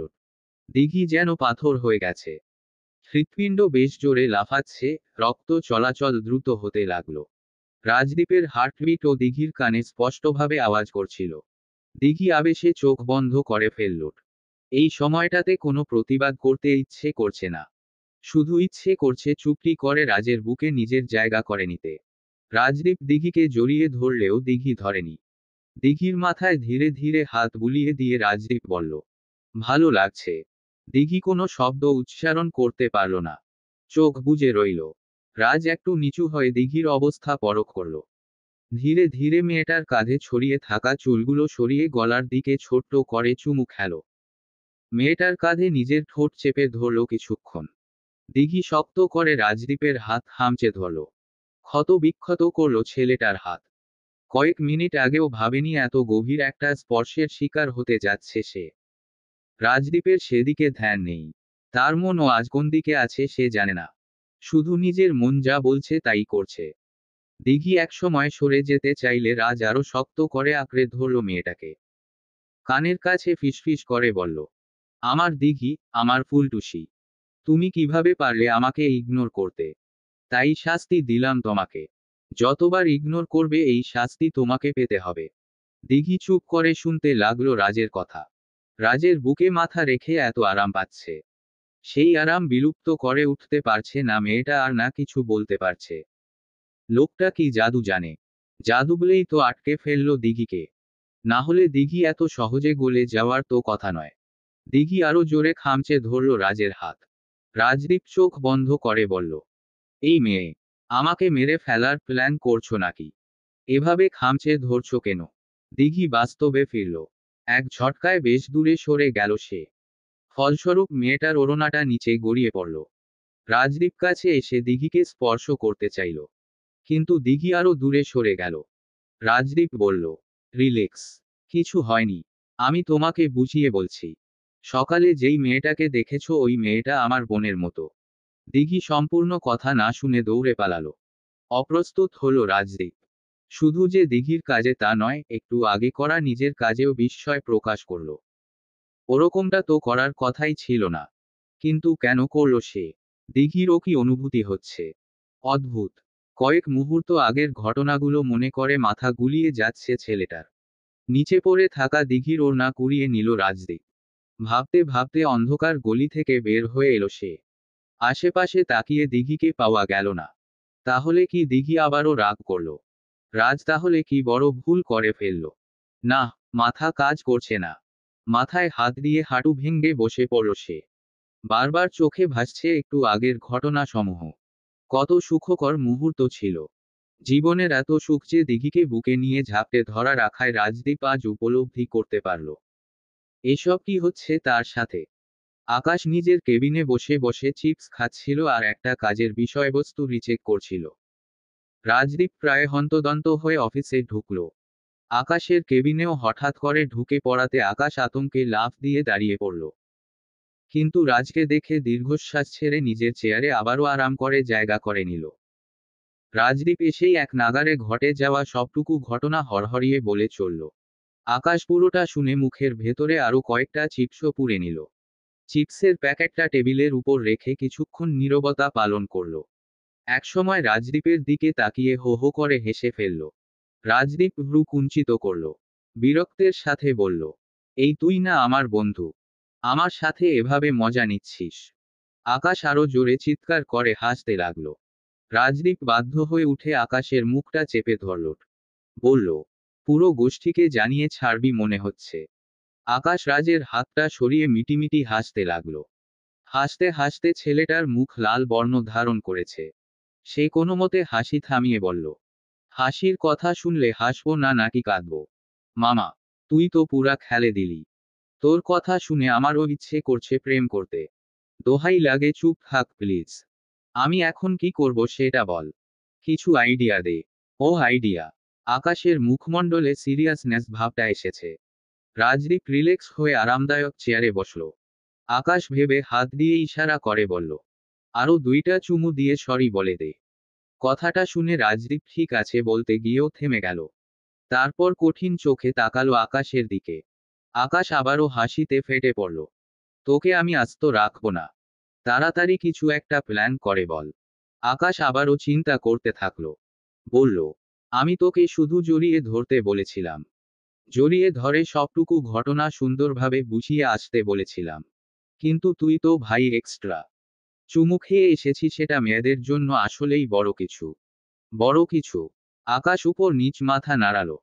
গালে হাত রেখে বলল, হ্যাঁ, আমি শুনেছি মেয়েরা বিয়ের পর স্বামীর কাছে এসব আদর পেতে পছন্দ করে। এটা নাকি ওদের স্বপ্ন থাকে। কিন্তু আমি তো কত ছেলেমেয়েদের প্রেম করতে দেখলাম। ওরা তো রাস্তাঘাটেই করে ফেলে। ছি। রাজদীপ, আমি তোকে ভদ্র ভেবেছিলাম, তুই তো রাস্তাঘাটের এসব 2 দিনের বাচ্চা ছেলে মেয়েদের প্রেম দেখে দিঘির উপর এপ্লাই করতে শুরু করে দিয়েছিস। রাজ, তুই যেগুলো দেখিস ওদের নাক টিপলে দুধ বের হয়। ভালোবাসার ভও বোঝে না। এরা নাকি প্রেম করে, হাসালি তুই। কি যা তা বলছিস? আমি ওদেরটা দেখে করিনি। আমার মন চেয়েছে তাই, মানে কি করতে কি করে ফেলেছি নিজে বুঝতে পারছি না। এ তো এক গভীর সমস্যা। আই থিংক তুই দিঘিকে ভালোবাসিস, এজন্যই তোর মন এমন চেয়েছে। কিন্তু দিঘি হয়তো পছন্দ করেনি। ওর ইচ্ছে ছিল ওর বর ওকে এভাবে আদর করবে, কিন্তু সেরকমটা তোর কাছে পাবে আশা করেনি। আমি কিছু বুঝতে পারছি না। আমাদের জীবনের কথা তুই জানিস। আমি চাইলে দিঘিকে বিয়ে করতে পারি, কিন্তু শুধু শুধু মেয়েটার জীবন আমার জন্য দুর্বিষহ করার মানে হয় না। আমার জীবনের গ্যারান্টি নেই। আজ আছি কাল নেই। কিন্তু দিঘিকে সারা জীবন এই কষ্ট বহন করতে হবে। বিশেষ করে কষ্ট তো তখন পাবে যখন জানতে পারবে আমি একজন খুনি, পাপী, ক্রিমিনাল। তখন ভালোবাসা জানলা ধরে পালাবে। আকাশ বলল, তুই বেশি ভাবছিস বেটা। কেন, তোর বাবা কি বিয়ে করেননি? ভালোবাসেননি? আমার বাবাও তো আঙ্কেলের সাহচর্য ছিল। তাও তো বিয়ে করেছে। হ্যাঁ, রিস্ক আছে। কিন্তু তাও নিজেদের ভালো তো দেখতেই হবে। ওদের কথা আলাদা ছিল। ধর এখন যদি ওই ছেলেদের খুনের মামলায় আমাকে ধরে ফেললো, আমার তো তখন ফাঁসি হয়ে যাবে। আকাশ, সবকিছু এত সহজভাবে নিস না। আকাশ দীর্ঘশ্বাস ফেলল। রাজদীপের দিকে কিছুক্ষণ তাকিয়ে থাকল। রাজদীপের শেষ কথার প্রসঙ্গে আকাশ বলল, দেশে এমন অনেক নেতা আছে যারা খুন করে বা ক্রাইম করে, তারা কিন্তু বিভিন্নভাবে বেঁচেই যায়। শেষমেশ তাদের উপর কোনো মামলা আরোপ হয় না। তারা কিন্তু খারাপ কাজ করে, কিন্তু তুই সেটা করছিস না। ওরা খারাপের সাথে থাকে, কিন্তু তুই তো ভালোর সাথে আছিস। দেখ, আমরা কিন্তু রেশমিকে যারা ধর্ষণ করেছিল, মানে ওই ছেলেগুলো, ওদেরকে শাস্তি দেওয়ার জন্য সর্বোচ্চ চেষ্টা করেছিলাম, কিন্তু কি বল তো, দেশে এত রাজনীতি, এত বড় মাথা রয়েছে যে আমরা একসময় হাঁপিয়ে উঠেছিলাম। আমরা বুঝতে পেরেছিলাম রেশমির সাথে যারা অন্যায় করেছে তাদের এভাবে শাস্তি দেওয়া সম্ভব না।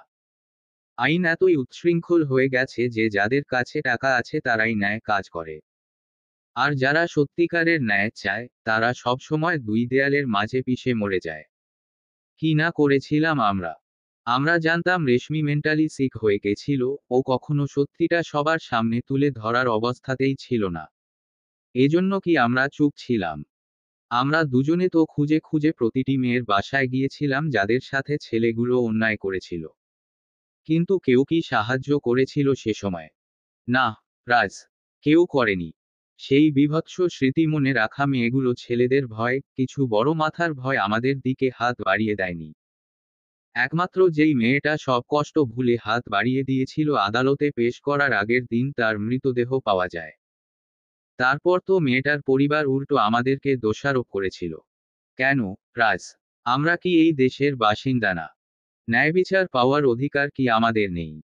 তাহলে আইনের আশায় কেন আমরা বসে থাকব? আমাদের ন্যায়বিচার ছিনিয়ে নেওয়ার ক্ষমতা যেদিকে আছে সেদিকে ধিক্কার জানাই এসব আইনকে। যারা তো প্রথমে মেয়েদের সুরক্ষা নিশ্চিত করতে পারে না, আর পরে সেটার ন্যায়বিচার পর্যন্ত দিতে পারে না। রাজদীপ আর কিছু বলতে পারল না। আকাশের কথাগুলো একদম বাস্তব সত্য কথা। কোনো কাজ সঠিক পথে করা না গেলে বাঁকা পথেই তো হাঁটতে হয়। এতগুলো মেয়ের ধর্ষণের ফল ওদের প্রত্যেকজনের ফাঁসি, ওদের মৃত্যু। যেটা স্বয়ং রাজদীপ নিশ্চিত করেছে আর করতে থাকবে। আকাশ বলল, আমরাও মানুষ। কোনো জন্তু নই। আমাদেরও মন আছে, ভালোবাসার অধিকার আছে। সংসার করার ইচ্ছা আছে। তাই এসব কথা চিন্তা না করে তোর মন যেদিকে টানে তুই সেদিকেই যাবি। হ্যাঁ, দিঘি এই ব্যাপারে জানলে তোকে খারাপ ভাববে, থাকতে চাইবে না। তাই ওকে এই বিষয়ে জানানোরই প্রয়োজন নেই। দিঘি শুধু তোর বাহ্যিক অংশটা দেখুক। তুই এই শহরের নেতা, শহরের সকল মানুষের অন্তঃপ্রাণ সেটাই দিঘি দেখুক। এর বাইরে কিছুই ওকে জানানোর দরকার নেই। কোনো না কোনো দিন তো জানতেই পারবে আমার পরাক্রমের কথা। আকাশ হাসল। রাজদীপের কাছে গিয়ে নিজের ডেস্কের উপর বসে পড়ল। বলল, জানলে পরে চিন্তা করব কি করা যায়।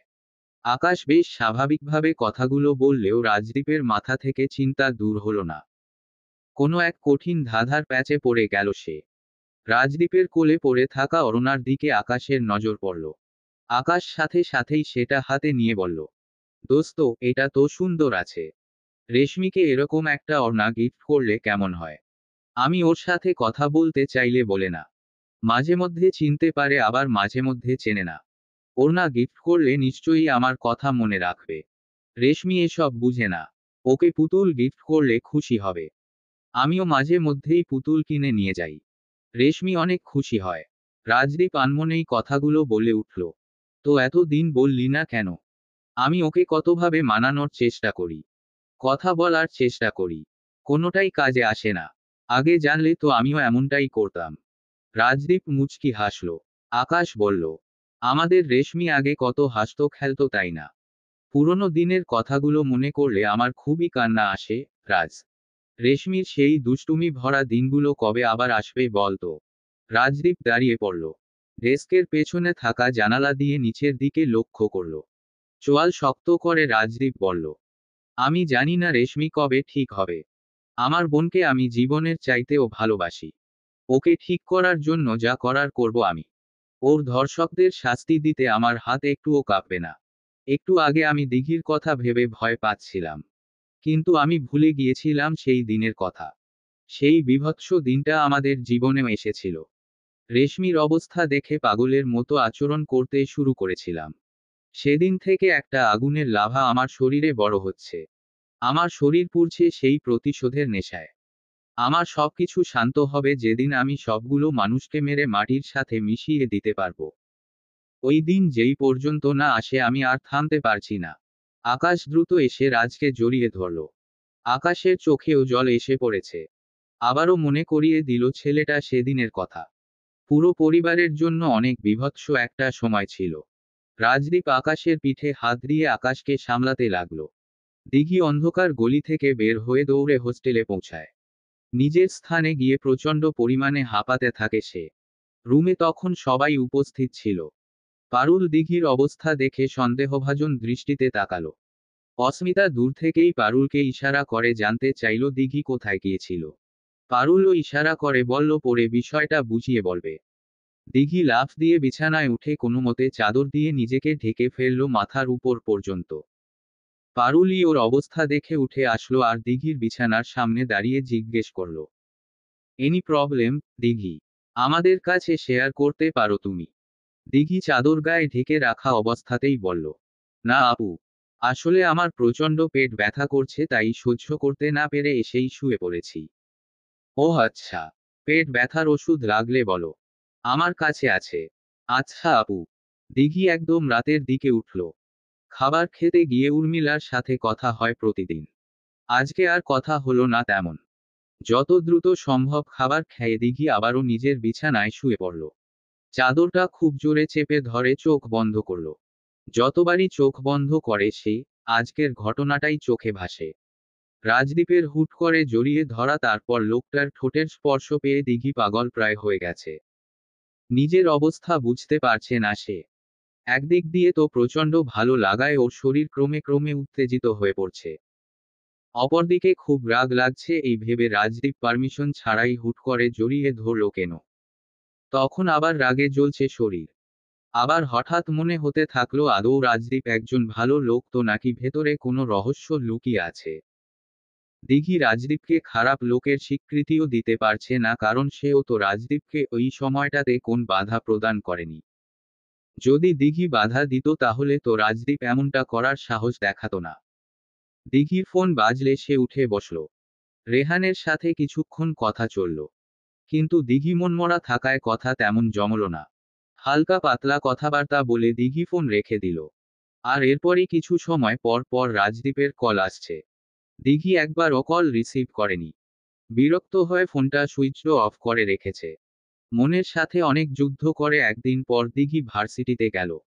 উর্মিলা আর রেহানের সাথেও কথা হয়নি এই একদিন। দিঘি নিজের রুম থেকেই বের হয়নি। কেমন জানি চাপা আতঙ্কের মধ্যে সময়টা কাটাচ্ছিল সে। দেশে প্রতিনিয়ত খারাপ লোকের উৎপত্তি হচ্ছে, তার মধ্যে যদি রাজদীপও একজন হয়। এখন তো কাউকে বিশ্বাস করাই দুষ্কর হয়ে পড়েছে। আবার মাঝে মাঝে রাজদীপের হুট করে জড়িয়ে ধরার ঘটনাটা মনে করে শিহরিত হচ্ছিল দিঘি। অদ্ভুত দোটানায় কাটিয়েছে দিনটা। দিঘি বিশ্ববিদ্যালয়ে পৌঁছাতেই রেহানের সাথে দেখা হয়ে গেল। রেহান তো বারবার জিজ্ঞেস করতে লাগলো কালকে কি হয়েছিল, তুই আসলি না কেন। দিঘি কি উত্তর করবে বুঝতে পারছে না। সত্যিটা কি বলে দেবে রেহানকে। রেহান তো দিঘির বেস্ট ফ্রেন্ড, তো এসব জানা তো ছেলেটার উচিত। কিন্তু বলা কি ঠিক হবে। দিঘি বলেছিল একবার রাজদীপের সাথে ওর কোনো সম্পর্ক নেই। তাহলে এসব বললে কি ছেলেটা রাগ করবে। দিঘিকে নিশ্চুপ হয়ে দাঁড়িয়ে থাকতে দেখে রেহান বেশ চিন্তিত হয়ে পড়ল। এদিকে উর্মিলাও এসে সাথে দাঁড়িয়েছে। সেও রেহানের মতো জিজ্ঞেস করছে কালকে কোথায় ছিল দিঘি। দিঘি হঠাৎ একটু জোরে সরেই বলে উঠল, তোরা দুজনে একটু চুপ থাকবি। আমার মন ভালো না। রেহান বলল, কি হয়েছে তুই সেটা বল ঠিক মতো। তাহলে আমরা তো চেষ্টা করব তোর মন ভালো করার জন্য। না বাদ দে, রেহান। আমার মন এমনি ভালো হয়ে যাবে। দিঘি আর এক মুহূর্তও না দাঁড়িয়ে ক্লাসে চলে গেল। রেহান উর্মিলার কাঁধে হাত দিয়ে বলল, উর্মি তুমি প্লিজ একটু মেয়েটাকে দেখে রেখো। আর জানার চেষ্টা করো যে আসলে মনটা কেন খারাপ। আমরা ছুটির পরে ওর মন ভালো করার চেষ্টা করব, ঠিক আছে। উর্মিলা ডান দিকে মাথা নাড়িয়ে হ্যাঁ জানালো। হুট করেই রেহানের স্পর্শ পেয়ে উর্মিলা নড়তে চড়তে পারছিল না। দুচোখ যেন রেহানে আটকে পড়েছে। কিছুক্ষণ সময় এভাবে পার হলো। একসময় রেহান উর্মিলাকে ডাকলে সে নিজের সম্বিত ফিরে পেল। রেহান উর্মিলার দুই বাহু ধরে জিজ্ঞেস করল, কি হলো, তুমি কোথায় হারিয়ে গেলে। উর্মিলার হুঁশ ফিরলে বলে উঠল, না কিছু না, আমি ক্লাসে যাচ্ছি। উর্মিলা একবারে দৌড়ে উপরে চলে গেল। রেহান হতবাক হয়ে তাকিয়ে রইল সেদিকে। রেহানের ক্লাস পড়েছে অন্য বিল্ডিং এর 2 তলায়। চারুকলার স্টুডেন্টদের জন্য আলাদা একটা মহল তৈরি করা হয়েছে আসলে। ক্লাসরুমে ঢুকলেই বিভিন্ন ক্যানভাস চোখে পড়ে যায়, ধরা দেয় বিভিন্ন শিল্পকর্ম। রেহান নিজের ক্যানভাসের দিকে এসে থামল। রেহানের এই পরিবেশটা বেশ পছন্দ হয়েছে। ওদের ব্যাচে মোট 22 জনের মতো ছাত্রছাত্রী। সবার সাথেই পরিচিত হয়েছে রেহান আর সবাইকে খুব মিশুক মনে হয়েছে। আর রেহানের আঁকাও 1-2 দিনের মধ্যে সকলের মাঝে পরিচিতি লাভ করে ফেলেছিল। আজকে প্রফেসর চারুকলার বিভিন্ন বিষয় নিয়ে কথা বলতে লাগলো। কিন্তু রেহানের মন তো দিঘিতে আটকে আছে। মেয়েটার মনমরা চেহারা দেখে কিছু একটা তো হয়েছে সেটা রেহান বুঝতেই পারছে। কিন্তু কেন সবকিছু খুলে বলছে না দিঘি। আরো 3 ঘন্টা পর ওদের ছুটি হলো। রেহান নিচে দাঁড়িয়ে দিঘি আর উর্মিলার জন্য অপেক্ষা করছে। একটু অপেক্ষার পর দুজনের দেখা পেল সে। কাছে আসলেই দিঘির কাঁধে হাত রেখে রেহান বলল, চল একটু সামনে থেকে ঘুরে আসি। দিঘির কাঁধে রেহানের হাত রাখার বিষয়টি লক্ষ্য করল উর্মিলা।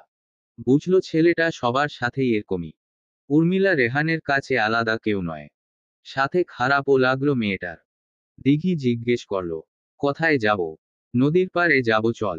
আমার এক চারুকলার বন্ধু বলল সামনে সুন্দর নদী আছে। উর্মিলার মুখে হাসি ফুটে উঠল। সে কাছে এসে বলল, সত্যি আছে। হ্যাঁ উর্মি, আশা করি তোমাদের ভালো লাগবে। অবশ্যই। নদী আমার খুব পছন্দের। তিনজনে বিশ্ববিদ্যালয় থেকে বের হয়ে একটা সিএনজি ভাড়া করে নিল। রেহান দুইজনকে পিছনের সিটে বসিয়ে সামনে সিএনজি চালকের সাথে বসেছে। বসতে অসুবিধা হলেও বসেছে। কিছু তো করার নেই। 15 মিনিট পর সিএনজি এসে পৌঁছয় নদীর পাড়ে। তিনজনে নেমে পড়ে। নদী থেকে কিছুটা দূরে ছোটখাটো একটা মেলা বসেছে। খুব সুন্দর একটা পরিবেশ তৈরি হয়েছে। তবে মানুষ খুব কম এদিকটায়। যারা নদী দিয়ে ওই পারে যায় তারাই বেশিরভাগ এদিকটায় আসে। তাই তুলনামূলক মানুষ খুব কম মনে হলো ওদের। রেহান বলল, আগে আমরা নৌকা দিয়ে এক চক্কর লাগিয়ে আসি। তারপর মেলা দেখতে যাব। দিঘি আর উর্মি এতে সম্মতি দিল। রেহান সিঁড়ি দিয়ে নিচে গিয়ে একটা নৌকা ভাড়া করে নিল। তারপর দুজনকে ডাকলো। উর্মিলা আর দিঘি সিঁড়ি দিয়ে নিচে নেমে ছাউনিওয়ালা নৌকাতে উঠে পড়ল। ফুরফুরে বাতাস বইছে। নদীর বুকে দেখা যাচ্ছে লঞ্চ, স্টিমার, ট্রলার। তাদের আওয়াজও দূরদূরান্তে ভেসে যাচ্ছে। দিঘির নৌকায় বসে ভালোই লাগছে। চোখ বন্ধ করে বাতাসে শরীর ভাসাতে ভালোই লাগছে। উর্মিলাও বেশ উপভোগ করছে পরিবেশটা। সাথে রেহানের দিকেও মাঝে মধ্যে তাকাচ্ছে। কিন্তু রেহানের দৃষ্টি তো দিঘিতে নিবন্ধ। এই বিষয়টা উর্মিলা লক্ষ্য করেছে কয়েকবার। রেহান জিজ্ঞেস করল, কি রে, এখন কেমন লাগছে। দিঘি হেসে ফেলল। রেহানের দিকে তাকিয়ে বলল, তোরা এত কষ্ট করছিস, আমার কি খারাপ লাগতে পারে? কিন্তু কেন ভালো লাগছিল না সেটা বল। আচ্ছা, আমি এসে পড়েছি বলে কি তোর ভালো লাগছে না? আরে না, কি বলছিস? তুই এসেছিস বলে আমি কত খুশি হয়েছি জানিসই তো। তাহলে আমি আসার পরে থেকে মনমরা হয়ে পড়ে আছিস যে, তাই জিজ্ঞেস করলাম। কি হয়েছিল সেদিন? দিঘি বড় করে শ্বাস ফেলল। দুজনে উত্তর শোনার জন্য দিঘির দিকে তাকিয়ে আছে। দিঘি বলল, যাওয়ার সময় বলবো। এখন প্রকৃতিকে উপভোগ করতে দে। অন্য কিছু টানিস না মাঝে। দুজনে দিঘির কথায় সম্মতি দিল। নদীর টলমল জলে তাকিয়ে বেশ কিছুটা সময় কাটল ওদের। হঠাৎ উর্মিলা বলল, আচ্ছা, নদী তো ঘুরলাম, এই নদীর নাম কি সেটাই তো জানা হলো না। বুড়িগঙ্গা নদী। দেশের রাজধানীকে এই শহরের সাথে যুক্ত করে। রেহান বলল কথাটা। ও আচ্ছা। নদী ঘোরা শেষে তিনজনে উপরে উঠে আসলো। সামনেই কতগুলো খাবারের দোকান ছিল। একটা রেস্টুরেন্টের স্পেশাল মেনু টেস্ট করে দেখল ওরা। স্পেশাল মেনুতে ছিল চিংড়ি টোস্ট, আর সাথে অনন্য স্বাদের জুস। সবারই নতুন খাবারের স্বাদ গ্রহণ করে বেশ ভালো লাগলো। চিংড়ি টোস্টটা ওরা প্রথমবার খেলো। একবারে ভিন্ন স্বাদের এটা। চিংড়িগুলোকে খুব ছোট ছোট করে কেটে একটা ঝোল তৈরি করা হয়। ওইটা মাখনে ভেজা বনরুটি দিয়ে খাওয়া হয়। একদম অতুলনীয় লেগেছে সবার কাছে। খাওয়া দাওয়া সেরে তিনজনে চলে গেল মেলাতে। মেলায় সেই পুরনো জিনিসই ছোটবেলা থেকে যা দেখে এসেছে, তাই কারো ইন্টারেস্ট থাকলো না সেদিকটায়। নদীর সামনে থাকা মাঠের একদম শেষ প্রান্তে একটা দোলনা রয়েছে। সেই দোলনাতেই তিনজন বসলো। রেহান বসে সাথে সাথেই জিজ্ঞেস করলো, এবার তো বল, কি বলতে চাইছিস? দিঘি ভ্রু কুঞ্চিত করে দুজনের দিকে একবার একবার করে তাকালো। রাজদীপের আজকে মিনিকে নিয়ে ঘুরতে যাওয়ার কথা ছিল। তাই মিনি সকাল থেকেই রাজের বাড়িতে এসে বসে আছে। রাজের মা বারবার মেয়েটার দিকে তাকাচ্ছেন, কিন্তু আগ বাড়িয়ে একটা কথা বলার চেষ্টা করলেন না। কি বলবেন? একদিন, 2 দিন পাড়া প্রতিবেশী বাড়িতে আসলে সুন্দরভাবে কথা বলা যায়, কিন্তু যদি সে প্রত্যেক দিন আসে তাহলে কি সেই সুন্দরভাবে কথা বলার মুডটা থাকে? বিরক্ত হয়ে যায় না মানুষ? তারও হয়েছে একই দশা। প্রতিদিন তো এত সময়ও থাকে না কথা বলার। তাই রাজের মা এসব বিষয়ে ভাবা একদম বন্ধ করে দিয়েছেন। আশেপাশের মানুষ যা ইচ্ছা ভাবুক, কিন্তু প্রতিদিন এত তোষামোদ করতে পারবেন না তিনি। মিনিপাড়ার মহল্লার ছেলেদের কাছ থেকে জেনেছিল, শহরের পাতি নেতা রাজদীপকে সুন্দর সুশীল একটা মেয়ের সাথে কথা বলতে দেখা গিয়েছিল। তাই মিনি বিভিন্ন কায়দায় সবার কাছ থেকে আরও ইনফরমেশন জোগাড় করতে থাকে। কয়েকজন যে বাড়িয়ে বাড়িয়ে বলেছে এটা মিনিও জানে। কিন্তু সবার কথা শুনে মিনির শরীরে আগুন ধরে যায়। বারবার কানে কথাগুলো বাজতে থাকে আর উত্তপ্ত হয়ে ওঠে মিনি। মনে প্রশ্ন জাগে, রাজদীপ কিভাবে পারল ওকে রেখে আরেক মেয়ের হাত ধরতে? রাজদীপ পরিপাটি পোশাক পরে নিজের রুম থেকে বের হয়ে এলে মিনি দৌড়ে রাজদীপের কাছে যায়। ঘুরে ঘুরে দেখাতে থাকে নিজেকে। আজকে নতুন গর্জিয়াস সালোয়ার কামিজ পরে এসেছে সে। রাজদীপকে দেখিয়ে জিজ্ঞেস করবে না কেমন লাগছে আমাকে, তা হয় নাকি? হ্যাঁ, মিনি ঠিকই কথাটা জিজ্ঞেস করেছে, কিন্তু কোনো উত্তর পায়নি। রাজদীপ মিনিকে না দেখার ভান করে নিজের মাকে বলল খাবার দিতে। মিনি একটু অপ্রস্তুত বোধ করল। রাজদীপ হঠাৎ মিনিকে না দেখে যাওয়ার ভান করল কেন? এদিকে রাজের মাও তেমন কথা বলছিল না। ধীরে ধীরে সবকিছু কি হাতের নাগালের বাইরে চলে যাচ্ছে। মিনির মুখ হিংস্রতায় ভরে গেল। দাঁতের চোয়াল শক্ত হল। হাত মুঠো করে নিজেকে শান্ত রাখার প্রয়াস করতে লাগলো। এদিকে রাজ আনমনে খেয়ে যাচ্ছে। মিনি শান্ত হয়ে পায়ের উপর পা তুলে সোফায় বসল। রাজদীপের খাওয়া শেষ হওয়া পর্যন্ত অপেক্ষা করতে লাগলো। রাজদীপ খাওয়া শেষ করে সুন্দর মতো থালা বাসনগুলো ধুয়ে রাখল। হাত তোয়ালেতে মুছে মাকে জড়িয়ে ধরল। বলল, মা, আমি আসছি তাহলে। হ্যাঁ, ঠিক মতো যাস। সুযোগ হলে দুপুরে খেতে আসিস। আমি অপেক্ষা করব। অপেক্ষা করার দরকার নেই, মা। তুমি খেয়ে বিশ্রাম নাও। আমি সময় পেলেই আসব। তোমাকে এত ব্যস্ত হতে হবে না। মিনি রাজদীপকে রান্নাঘর থেকে বেরিয়ে যেতে দেখে দৌড়ে উঠে আসলো। বলল, রাজ, আমার নাম ধরে ডাকার অধিকার নেই তোর। আমি তোর চেয়ে অনেক বছরের বড়। রাজদীপ রাগের চোটে কথাটা বলে ফেলল। আচ্ছা ঠিক আছে, আমি বললাম না সেটা। কিন্তু তুমি আমাকে এভাবে রেখে কোথায় চলে যাচ্ছ? তুমি কি ভুলে গেছো আজকে আমাদের সারাদিন একসাথে কাটানোর কথা ছিল? রাজদীপ মনে করার চেষ্টা করে বলল, ও তাই? আমার তো মনে পড়ছে না কিছুই। আমার অনেক কাজ আছে। আমি আসছি, পরে কথা বলবো যদি আমার মনে হয় যে কথা বলা দরকার তাহলে। মিনি কপট রাগ দেখিয়ে বলল, তুমি কিন্তু ঠিক করছো না। আমি কিন্তু আন্টিকে সব বলে দেব। ভেবে দেখো নেবে কি নেবে না সাথে। না মানে না। আমি কোনো বাজে মেয়ের সাথে থাকতেও পছন্দ করি না। হ্যাঁ, নতুন মেয়ে পেয়েছো, এখন আমি বাজে হয়ে গেছি? রাজদীপ তাচ্ছিল্যের হাসি হাসল। এদিকে ওদের ঝগড়ার আওয়াজ পেয়ে ভেতর থেকে রাজের মা বের হয়ে আসলেন। দুজনের ঝগড়াঝাটি দেখে তিনি বলেন উঠলেন, কি করছিসটা কি দুজনে? কি সমস্যা? কি হয়েছে? তোদের চিৎকার চেঁচামেচি শুনে পাড়া মহল্লা সব জড়ো হয়ে পড়বে। মা আমি তো। মিনি মাঝখান দিয়ে রাজদীপকে থামালো আর বলল, আন্টি, আমি বলছি রাজদীপ আমাকে ঠকিয়েছে। রাজদীপের মা বিস্ময়ের সাথে চোখ বড় করে তাকালেন। রাজের দিকে তাকিয়ে বললেন, এ কি শুনছি, দীপ? তুই এই মেয়েটার সাথে সম্পর্কে জড়িয়েছিস? কি উল্টাপাল্টা বলছো, মা?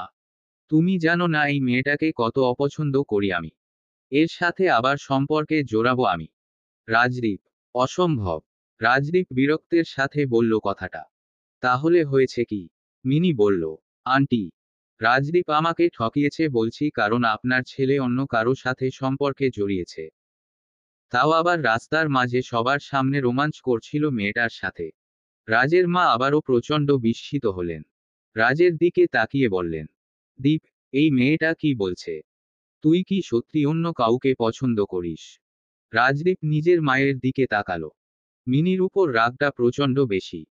এই মেয়েটার জন্যই কালকে দিঘি এত রাগ করেছিল রাজের উপর। তাই রাজ তীব্র আক্রোশে উত্তর দিল, হ্যাঁ, মার। আমি একজনকে পছন্দ করি। কি?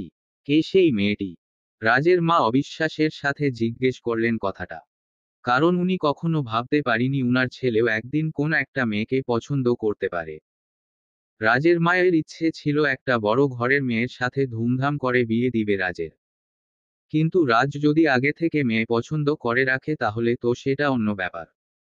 রাজদীপ নিজের মায়ের কাঁধে হাত রেখে বলল, মা, তুমি আমাকে বিশ্বাস করো। রাজের মা উপর নিচ মাথা নাড়ালো হতভম্বের মতো।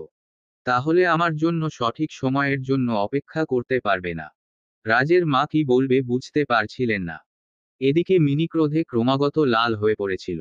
সে দ্রুত কাছে এসে বলল, আন্টি, আপনি এসব এত সহজেই মেনে নিবেন? উনি কেন আমাকে ছেড়ে অন্য কাউকে দেখবে? অন্য কারো সাথে সম্পর্কে জোড়াবে? আপনি কোনো কথা বলছেন না কেন? রাজের মা বললেন, আমি তোমাকেও পছন্দ করি না, মিনি। তাই তোমার কথাতে যে আমি ভিন্নরূপ ব্যবহার করব এরকম চিন্তা মাথা থেকে সরিয়ে দাও, মেয়ে। দ্বীপের যাকে মন চায় তার সাথেই ও থাকবে। না আমি জোর করব আর না তুমি। রাজদীপ বেশ প্রসন্ন হলো মায়ের উত্তরে। জড়িয়ে ধরল মাকে। মিনির মাথায় আগুন দপদপ করছিল। সে দ্রুত সেই স্থান থেকে প্রস্থান করল।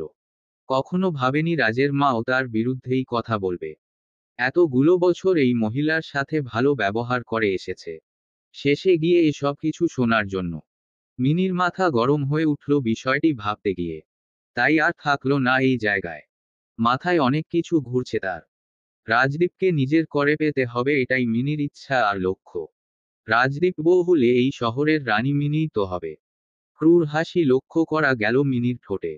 দিঘি বলতে গিয়েও কোন স্বপ্নে জানি হারিয়ে গেছে। রেহান আর উর্মিলার ডাকে দিঘির সম্বিত ফিরল।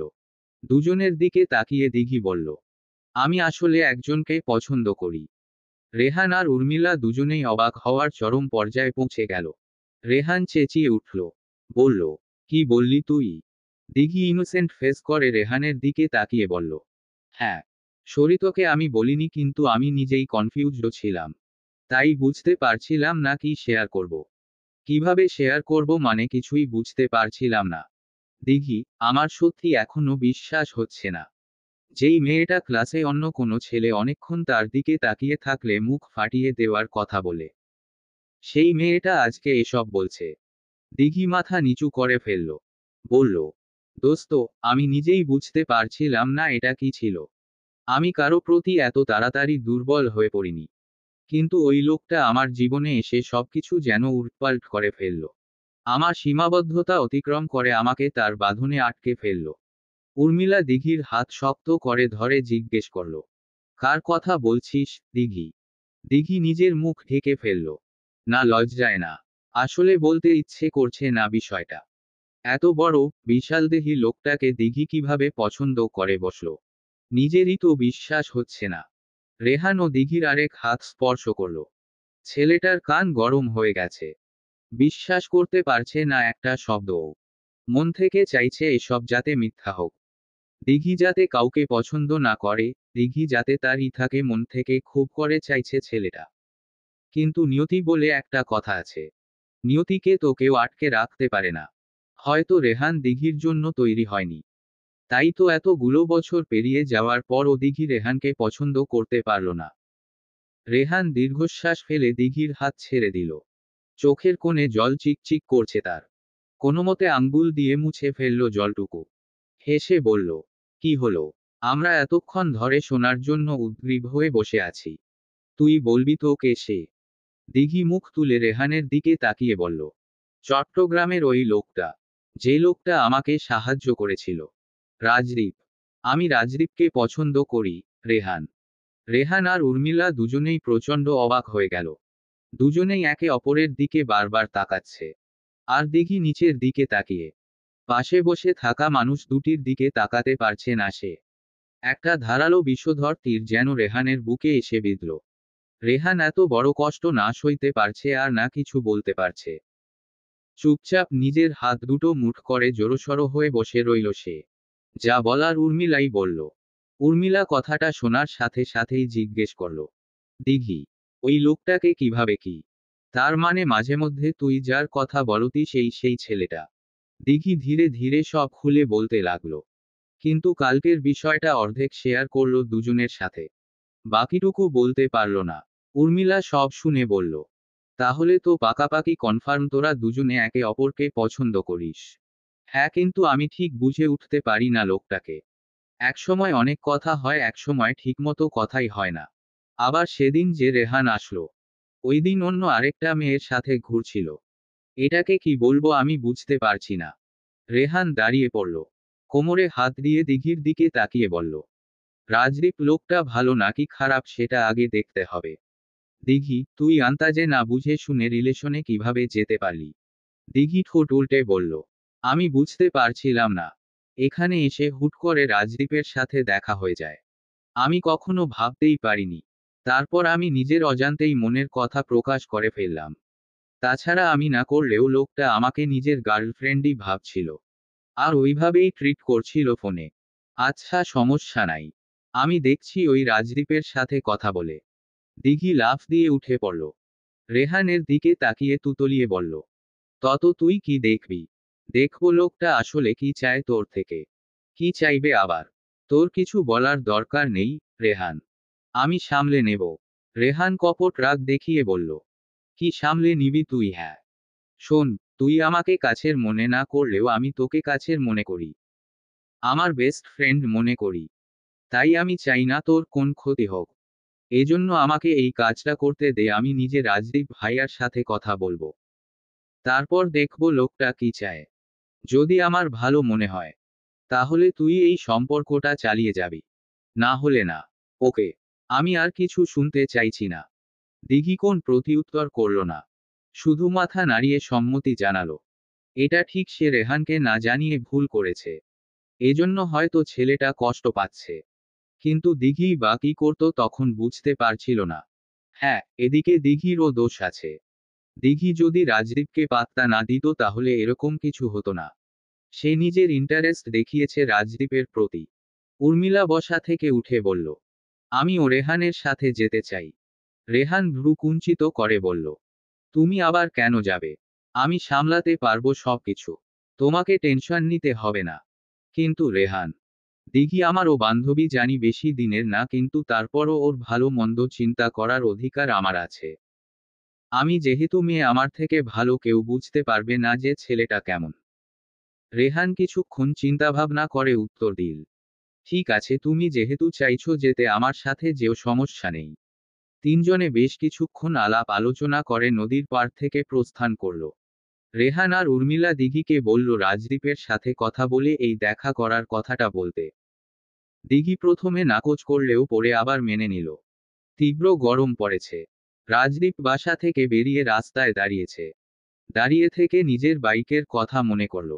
রাজদীপের বেশ প্রিয় ছিল বাইকটা। নিজের উপার্জনের টাকা দিয়ে কিনেছিল সে। রাজদীপ কয়েকবার জেজুকে ফোন দিল, কিন্তু জেজুকে ফোনে একদম পাওয়া যাচ্ছে না। সেই কবে যে গ্রামে গিয়েছিল আর আসলো না। এদিকে রাজদীপের বাইকটাও নিয়ে গেছে। আর অন্যদিকে কত কাজ যে পড়ে আছে। আর জেজু এই সময় গ্রামে গিয়ে পড়ে আছে। বিষয়টা বেশ ভাবালো রাজদীপকে। সে আকাশকে ফোন করে সবটা জানালো। আকাশ বলল অফিসে এসে কথা বলবে। রাজদীপ সেই মতো নিজের অফিসে পৌঁছল। দিঘিকে সকালে কয়েকবার ফোন করেছিল, কিন্তু মেয়েটা ফোন উঠায়নি। এতে রাজদীপের একটু রাগ হলো। কালকে ঠিকমতো কথা শুনল না, ছুটে পালালো। তার মধ্যে আবার ফোনও ধরছে না। ঠিকমতো কথা বলার সুযোগও দিল না। এখন কিভাবে আবারও কথা বলার সুযোগ পাবে দিঘির সাথে? এই বসে বসে ভাবছে রাজদীপ। আকাশ রাজদীপের কেবিনে এসে বলল, দোস্ত, জেজু আমাকে বলে গিয়েছিল ওর মা অসুস্থ, তাই গ্রামে যাচ্ছে। কিন্তু এখন ওর কোনো খোঁজ নেই। কাহিনী কি হচ্ছে আমাকে খুব ভাবাচ্ছে বিষয়টা। আমি একজন লোক পাঠিয়েছি জেজুর গ্রামে। ওর সাথে কথা বলে আসবে লোকটা। আকাশের কথাগুলো শোনার পর পুরো রুমটিতে নীরবতা বিরাজ করল। শুধু দুজনের শ্বাসপ্রশ্বাসের আওয়াজ শোনা যাচ্ছে, এই যা। জেজু কি বেইমানি করলো আমাদের সাথে? ওর খবর নেই কেন? আমি কি মানুষ চিনতে ভুল করলাম? আকাশ রাজদীপ বেশ কিছুক্ষণ চিন্তিত হয় কথাগুলো বলল। হাত দুটো শক্ত করে মুঠ করে ফেলল। কথাটা ভেবেই মাথা খারাপ হয়ে যাচ্ছে রাজের। যদি সত্যি এমনটা হয় তখন রাজদীপ কি করবে? জেজু যদি বেইমানি করে তাহলে রাজদীপের জন্য বিষয়টা ভয়ঙ্কর হয়ে যাবে। অনেক সিক্রেট মিশনে জেজু গিয়েছিল। রাজদীপকে বিভিন্নভাবে সাহায্য করেছে ও। সবগুলোর লিস্টও জেজুর কাছে থাকার কথা। সব না থাকলেও কিছু কিছু তো আছেই। জেজু যদি এগুলো ফাঁস করে দেয় এক নিমিষেই যে সবকিছু তছনছ হয়ে যাবে। আকাশ রাজের কাঁধে হাত রেখে ওকে শান্ত করতে লাগলো। বলল, ভাই, তুই বেশি ভাবছিস। জেজু আমাদের সাথে এত বছর থেকেছে, কাজ করেছে। ও কেন বিশ্বাসঘাতকতা করবে আমাদের সাথে বল? আমি জানি না আকাশ। আমার মন খারাপ সংকেত দিচ্ছে। আমি কিছু ভাবতে পারছি না। ঠিক আছে, শান্ত হ। আমি দেখছি তো কি করা যায়। আমি লোক পাঠিয়েছি, চিন্তা করিস না। রাজদীপ মাথা নাড়ালো। আকাশ রাজদীপকে আরো কিছু বুঝিয়ে নিজের কাজে চলে গেল। রাজদীপও একসময় ভাবনা চিন্তা বাদ দিয়ে কাজে মন দিল। সন্ধ্যার দিকে এক যুবক হাঁটতে হাঁটতে নুরিগঞ্জ পৌঁছেছে। পথ হারিয়ে ফেলেছিল নাকি? কয়েকজন শহরের লোক এগিয়ে গিয়ে তাকে বিভিন্ন কিছু জিজ্ঞেস করতে লাগলো। সে কোথা থেকে এসেছে, কিভাবে এসে পড়েছে এই শহরে, এসব প্রশ্ন করতে লাগলো সবাই। নুরিগঞ্জ শহরে ঢোকার আগে একটা পাস দেখাতে হয়, সেটাও নেই যুবকটির কাছে। যুবকটার প্যান্ট ছেঁড়া, শার্টের বোতাম নেই কয়েকটা, ভেতরের গ্যাঞ্জিটাও ছিঁড়ে পড়েছে কয়েকটা স্থানে। যুবকটি অসহায় হয়ে নিচে বসে আছে। আর চিৎকার চেঁচামেচি করছে। একটা লোক এসে জিজ্ঞেস করল, কি হইছে ভাই? আপনি এমনে চিল্লাচিল্লি করতেছেন কেন? যুবকটি উত্তর দিল, স্যার, আমি জানি না এই শহরে কেমনে আসছি। পথ হারিয়ে ঢুকে গেছি, স্যার। এই শহরে ঢুকার আগে আমার ছিনতাই হইছে। আমার অবস্থা দেখেন কি করলো ওরা। আমি শুধু বিচার চাইতে আসছি। কারা করলো আমার সাথে এমন? আমার ছিনতাই হলো, জামা কাপড় ছিঁড়ে দেওয়া হলো। আমি বিচার চাই। এই শহরের নেতা থাকলে ডাক দাও কেউ। আমি বিচার চাই উনার কাছে। লোকটা বলল, এভাবে বললেই তো নেতা এসে পড়বে না যুবক।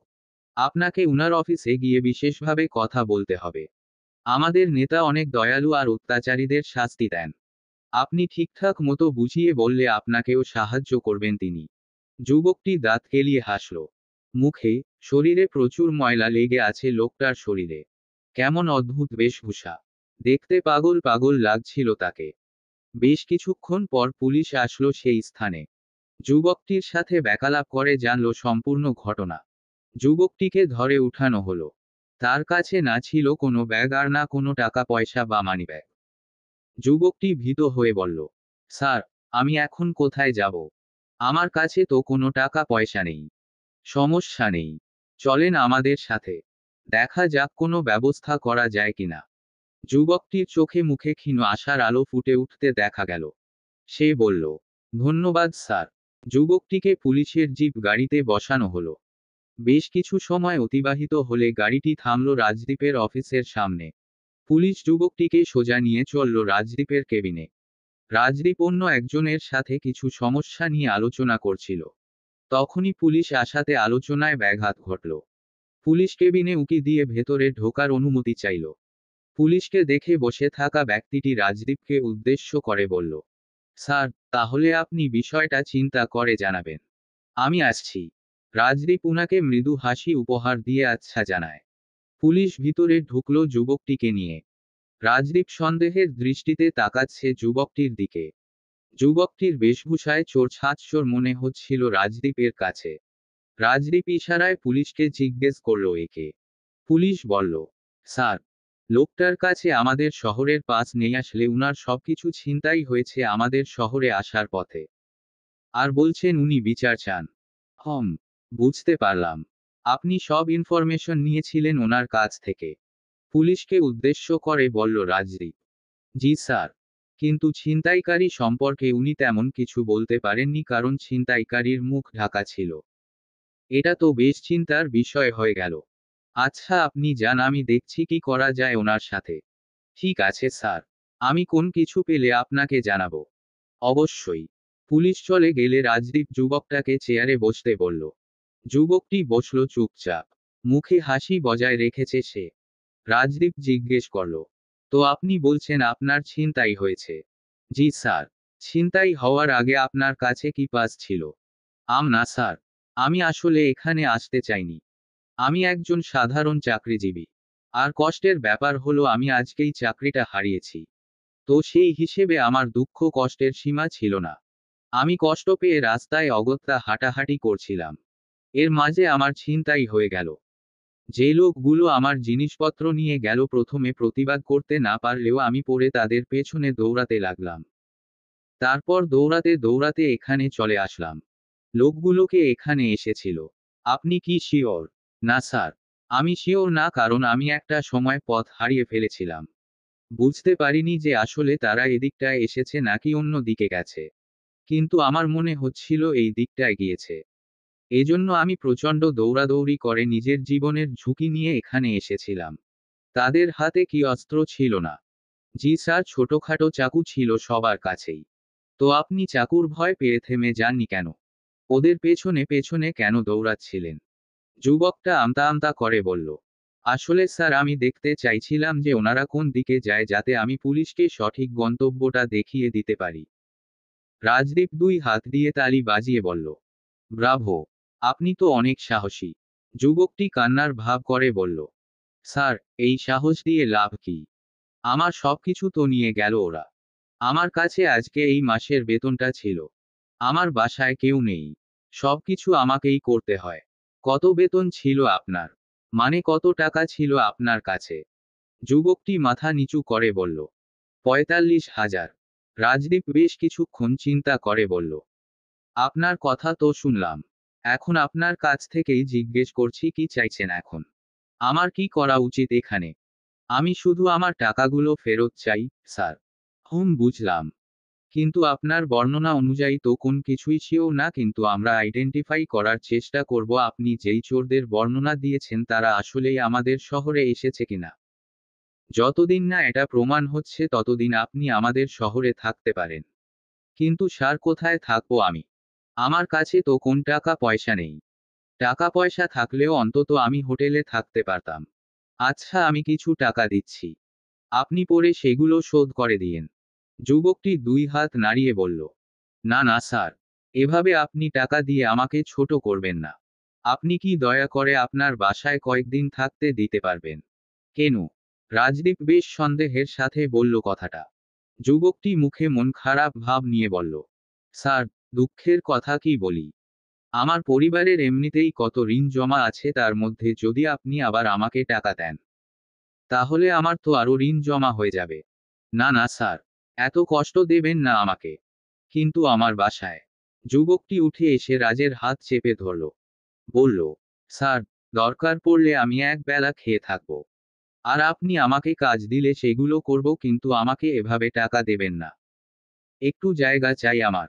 দিবেন, স্যার? আসলে এই ঋণের কারণে আমাকে অনেক সহ্য করতে হয়। পরিবার তো চলে গেছে, কিন্তু ভুক্তভোগী হিসেবে আমাকে রেখে গেছে। ওরা কারো কাছ থেকে কিছু না পেয়ে আমার ওপর চড়াও হয়।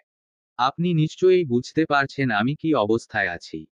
তার মধ্যে আবার চাকরিটাও তো চলে গেছে, এখন কি হবে? রাজদীপের বেশ খারাপ লাগলো কথাগুলো শুনে। সে যুবকটিকে সান্ত্বনা দিয়ে বলল, ঠিক আছে, আপনি মনে কিছু নেবেন না। আমার বাসায়ই থাকতে পারেন আপনি। যুবকটি আবেগে আপ্লুত হয়ে কান্নাকাটি করতে লাগলো। রাজদীপ কোনোমতে সামলে চুপ করালো যুবকটিকে। এক স্টাফকে দিয়ে জামা কাপড় ও খাবারের ব্যবস্থা করল। রাজদীপের অফিসে বসেই লোকটা স্নান করে ফ্রেশ হয়ে আসলো। তারপর নাস্তা করল। ফ্রেশ হওয়ার পর যুবকটিকে বেশ স্মার্ট দেখাচ্ছে। এতক্ষণ শরীরে আবর্জনা থাকায় চেহারা ঠিকমতো বোঝা যাচ্ছিল না, কিন্তু এখন দেখতে শুনতে ভালোই দেখাচ্ছে যুবকটিকে। অনেকক্ষণ আলাপের পর ও রাজদীপের মনে পড়ল নামটাই জিজ্ঞেস করা হয়নি। তাই রাজদীপ নাম জিজ্ঞেস করলে যুবকটি উত্তর দিল, আমার নাম নির্জন, স্যার। রাজদীপ মাথা নাড়িয়ে গ্রাউন্ড ফ্লোরের সোফায় গিয়ে বসতে বলল। সে বাসায় যাওয়ার সময় নির্জনকেও নিয়ে যাবে জানালো। নিজের চেয়ারে মাথা হেলিয়ে রেখে চিন্তা ভাবনা করতে ব্যস্ত ছিল রাজদীপ। তখনই দিঘির কল আসলো।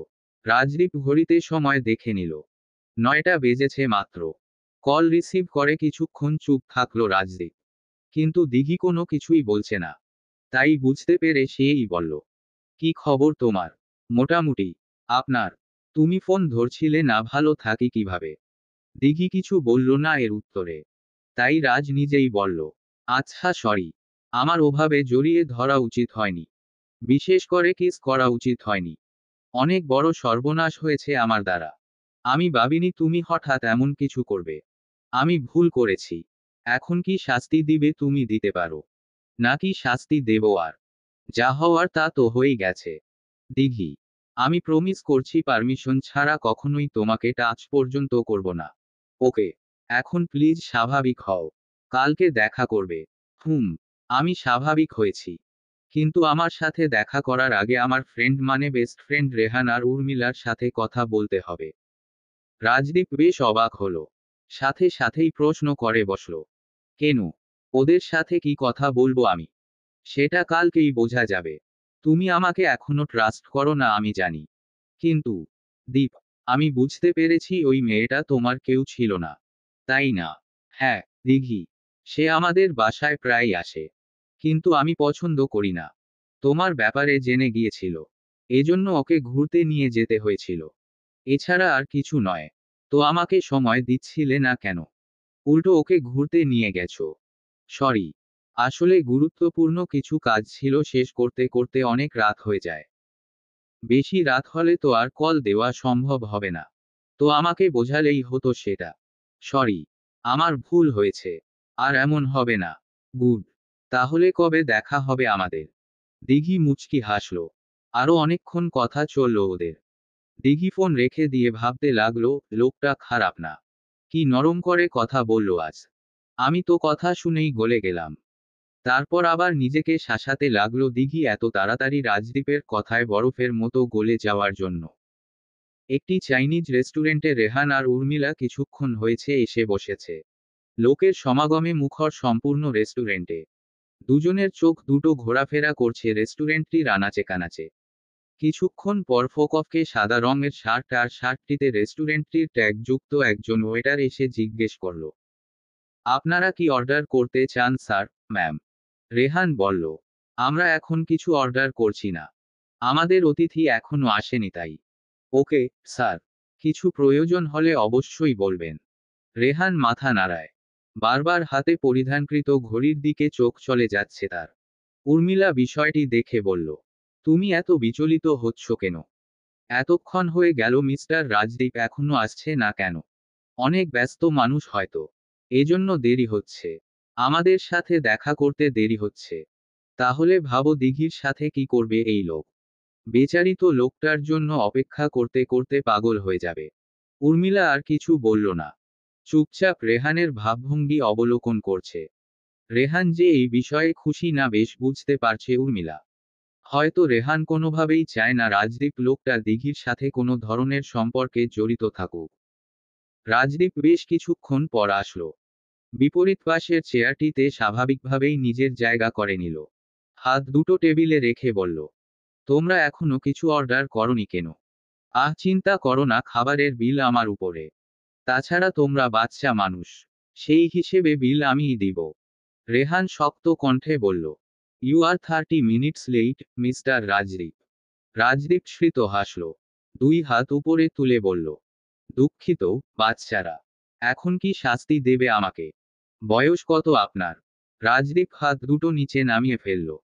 ভ্রু কুঞ্চিত করে বলল, এদিকে বয়সের কোনো ব্যাপার আছে কি? বয়স জানতে হবে কেন? I want to know. 28 বছর। রেহান হেসে উর্মিলার দিকে তাকালো। উর্মিলাও খানিকটা অবাক হলো। রেহান বলল, আমি জানতাম। আপনাকে দেখেই বোঝা যায়। দিঘি মাত্র 19। আপনার থেকে 9 বছরের বড় মেয়েকে আপনি কিভাবে প্রপোজ করতে পারেন বা গার্লফ্রেন্ড বানাতে পারেন? তো বছর কি ম্যাটার করে? এরকম গ্যাপ নিয়ে কত পুরুষ লোক বিয়েও করে। আপনি যদি শিক্ষিত হয়ে থাকেন তাহলে এরকমটা করতেন না। সিরিয়াসলি ব্রো, আপনাদের রিলেশনের কোনো ভবিষ্যৎ নেই। আমাকে দেখে কি অশিক্ষিত মনে হয়? And what do you mean by ভবিষ্যৎ নেই? আমি চাইলে এখনই প্রমাণ করে দেখাতে পারবো। রাজদীপের গলার স্বর একটু জোরে শোনা যাচ্ছিল। আশেপাশের কিছু কিছু মানুষ ওদের দিকে তাকাচ্ছে বারবার। রাজদীপ বিষয়টিকে দেখে নিজেকে ঠান্ডা করার প্রয়াস করতে লাগলো। রেহান তাচ্ছিল্যের সাথে হেসে বলল, দিঘির বাবাকে আমি চিনি। উনি কখনো আপনাদের মেনে নেবে? রাজদীপ শান্ত স্বরে উত্তর করল, ওইটা আমার আর আমার শ্বশুরের মধ্যকার বিষয়। তোমাকে ইন্টারফেয়ার করতে হবে না। রেহানের মাথা আরো গরম হচ্ছে। সে কোনোভাবে রাজদীপকে রাগাতে চায়। লোকটার উগ্র আচরণগুলো দিঘির কাছে প্রকাশ করতে চায় রেহান। উর্মিলা অনেকক্ষণ ধরে কিছু বলার চেষ্টা করছিল। এখন বলে ফেলল, মিস্টার রাজদীপ, আপনি দিঘিকে সত্যি পছন্দ করেন? পছন্দ না করলে তোমাদের সাথে এখানে বসে থাকতাম না। আমার কিন্তু অনেক কাজ আছে। রেহান উর্মিলা কিছু বলার আগেই বলে ফেলল, কি চান আপনি দিঘির কাছ থেকে? আপনাকে দেখে মনে হয় বাসায় বউ আছে অথচ আপনি ছোট একটা মেয়ের পিছনে পড়ে আছেন। রাজদীপ কথাটা শুনে হো হো করে হেসে ফেলল। বলল, তুমি কি বলছো হয়তো নিজেই বুঝতে পারছো না। আর আমি দিঘির কাছ থেকে কি চাই? কিছুই না। কি চাইবো? ভালোবাসার মানুষ থেকে কিছু চাওয়ার দরকার আছে। আমার মনে হয় দিঘি যদি আমাকে সত্যিই পছন্দ করে থাকে, ভালোবেসে থাকে, তাহলে যে কোনো কিছু হয়ে যাক না কেন আমার সাথেই থাকবে।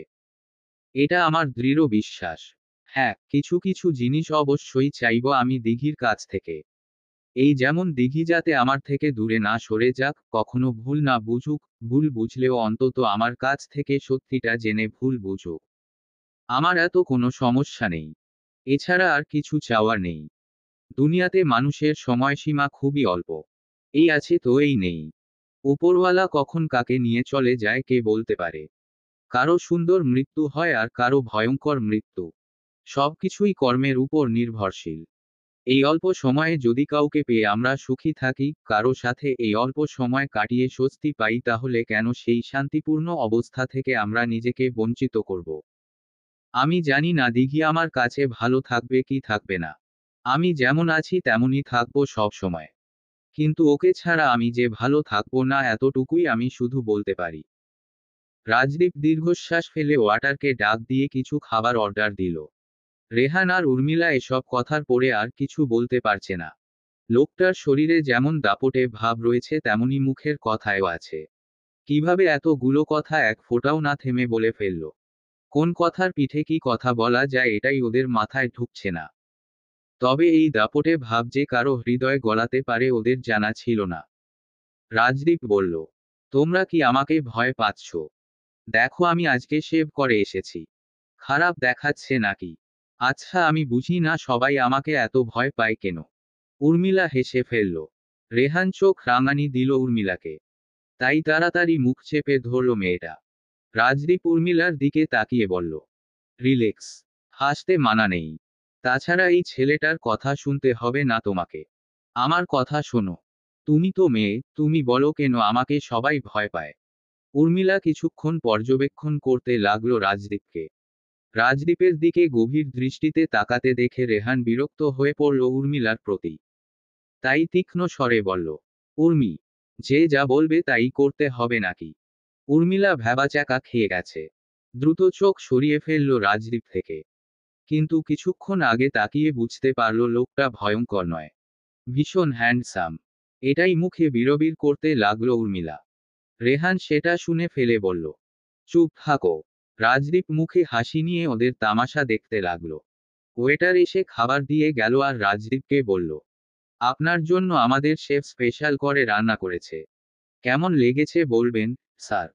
আর আমরা খুবই কৃতজ্ঞ যে আপনি আমাদের রেস্টুরেন্টে এসেছেন। আগে বললে ফুলের তোড়া নিয়ে দাঁড়িয়ে থাকতাম স্বাগতম করতে। কিন্তু সেটা তো আর করা যাবে না, তাই শেফকে দিয়ে সুস্বাদু ডিশ তৈরি করিয়েছি। রাজদীপ হেসে বলল, এসবের কোনো দরকার ছিল না। না, তা কি করে হয়? আপনি আমাদের স্পেশাল গেস্ট, আর আমাদের সবার জাদুর মানুষ। ওয়েটার কথাটা বলে সেখান থেকে প্রস্থান করল। রেহান ভ্রু কুঞ্চিত করে তাকিয়ে রইল। রাজ রেহানের চাহনি দেখে বলল, কি সমস্যা? খাবে না নাকি? সবাই আপনাকে চেনে কিভাবে? কোনো না কোনোভাবে হয়তো চিনেছে। তোমরা দুজনে খাওয়া শুরু করো তো। না, আগে বলুন উনি আপনাকে কিভাবে চেনে? রাজদীপ বেশ বিরক্ত হয়ে উঠল। বলল, কেন চিনবে না? এই শহরের রাজা আমি। আমাকে না চিনলে কাকে চিনবে সবাই? উর্মিলা ভয়ভীত হয়ে জিজ্ঞেস করল, এর অর্থ কি? আপনি এই শহরের রাজা মানে? এর থেকে বেশি বলতে আমি রাজি না। কারো কাছ থেকে জিজ্ঞেস করলেই জেনে নিতে পারবে আমার পরিচয়। নিজের গুণগান করতে ভালো লাগে না। তোমরা খাবে নাকি আমি উঠব? দুজনে চুপচাপ খাওয়া শুরু করলো। দুজনের মতে এরপরে লোকটার সাথে আর কোনো কথা বলার বাকি থাকে না। রাজদীপ বাসায় ফিরেছে কিছুক্ষণ হলো। বাসায় ঢুকেই দেখতে পেল নির্জনকে। নির্জনের চোখ পুরো ঘরে ঘোরাফেরা করছে। বেশ সন্দেহ হলো তার। রাজদীপের কালকেই বেশ সন্দেহ হয়েছিল যখন নির্জন হুট করে বলেছিল রাজের বাসায় থাকতে চায়। খটকা লেগেছিল বলেই নির্জনের কিছু কথায় রাজ রাজি হয়ে যায়। তবে বাসায় ফেরা থেকেই নির্জনকে আরো বেশি বেশি পরখ করতে থাকে। এসেই পরিচিত একজনকে ফোন করে বলে দিয়েছিল নির্জনের সম্পর্কে খোঁজ নিতে। কিন্তু ছেলেটা এখনো জানায়নি কিছু। নির্জনকে রাজের রুমের পাশের গেস্ট রুমটিতে থাকার ব্যবস্থা করে দেওয়া হয়েছিল। রাজের মা প্রথমে বেশ অবাক হয়েছিল।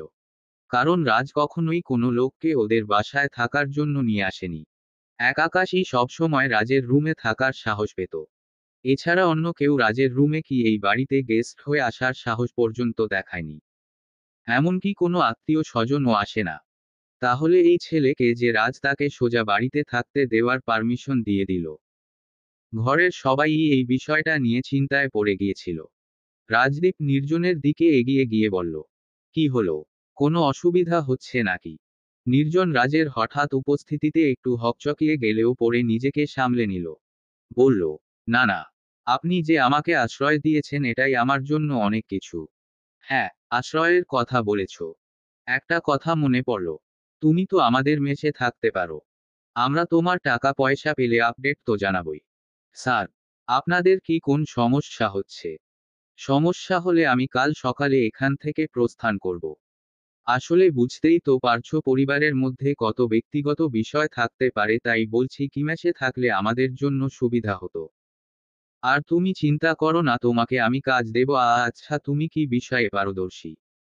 নির্জন মাথা চুলকে বলল, আমি তো চোর আর খুনি ধরায় পারদর্শী। রাজদীপ কথাটা শুনে প্রায় সাথে সাথে নির্জনের দিকে তীক্ষ্ণ দৃষ্টিতে তাকালো। কিছুক্ষণ সময় নিয়ে বলল, কি বললে? নির্জন হেসে বলল, না, আসলে আমি যেখানে থাকতাম সেখানে অনেক চোর ডাকাত পড়তো, তো আমি অনেক চোর ধরেছি। চোর ধরতে গিয়ে মাঝে মধ্যে খুনিও ধরা পড়েছিল। এজন্যই তো আমার যখন ছিনতাই হলো আমার তীব্র বিশ্বাস ছিল যে এই ছিচকে চোরদের আমি ধরতে পারবো। কিন্তু আমার কপাল দেখেন স্যার, তা আর হলো কই? ধরতে পারলাম না। আমার টাকাগুলোও গেল। ওহ, তাই বলো? চিন্তা করো না, পুলিশ খুঁজছে। অবশ্যই পেয়ে যাবে। এছাড়া শহরের বাইরেও খোঁজার নির্দেশ দিয়েছি পুলিশকে। ততদিন তুমি মেসে ফ্রিতে থাকতে পারো। আর কাজ তো বললাম আমি দেব, কিন্তু চোর খুনি ধরার কাজ না বাপু। বলেই হাসল রাজ। নির্জনও হাসার চেষ্টা করল। মুখ তুলে বলল, আমি শুনেছি এই শহরে অনেকে নাকি মার্ডার করার কাজ করে, কি সত্যি স্যার? রাজদীপ আবারও বিস্ময়কর দৃষ্টিতে তাকালো নির্জনের দিকে। ওর মনে ঘুরছে এসব কথা বাইরে চলে গেছে নাকি অন্য কোনো ব্যাপার আছে। রাজ নিজেকে সামলে নিয়ে জোর গলায় বলল, কি বলছো এসব? কেউ এসব কেন করতে যাবে? আমাদের শহর যথেষ্ট সমৃদ্ধ। এখানে খুনখারাবির বিষয় ঘটে না। তাই ভুল ঘটনা সবার কাছে প্রচার করা থেকে বিরত থাকো। নির্জন নির্জন হাত চুলকে বলল, আসলে স্যার আমার ওসব কাজ করার ইচ্ছা আছে। অনেক মার্ডার মিস্ট্রির ভিডিও দেখি, খুব ইন্টারেস্টিং লাগে। তাই মনে মনে মার্ডার করার ইচ্ছা পোষণ করি।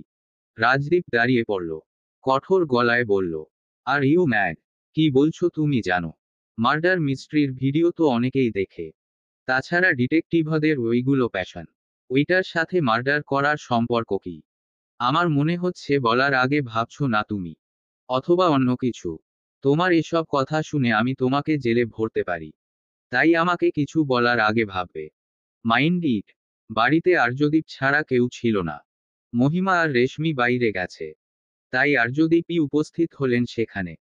রাজদীপকে জিজ্ঞেস করলেন, কি হয়েছে দীপ? চিৎকার করছো কেন? কি করেছে এই ছেলে? রাজদীপ নিজেকে শান্ত করে বলল, না কিছু না, কিছু জিনিস বুঝিয়ে দিলাম। রাজদীপের আবার ফোন আসলো। ফোনে দেখলো সেই ছেলেটি যাকে নির্জনের বায়োডাটা বের করার জন্য বলেছিল। রাজদীপ দুইজনকে উদ্দেশ্য করে বলল, কলটা ধরতে হবে। আসছি। রাজদীপ নিজের রুমে গিয়ে দরজা আটকে দিল। তারপর কলটা রিসিভ করে বলল, হ্যাঁ বলো, কি পেয়েছো? তেমন কিছু পাওয়া যায়নি। লোকটার কয়েকটা ছোটবেলার ছবি পেয়েছি। কিশোর বয়সের একটা ছবি আছে। কিন্তু এরপরে আর কোনো ইনফরমেশন নেই। শুধু জন্ম, ফ্যামিলি আর ছোট থাকতে যে অ্যাড্রেস দিয়েছিল সেটাই পাওয়া গেছে।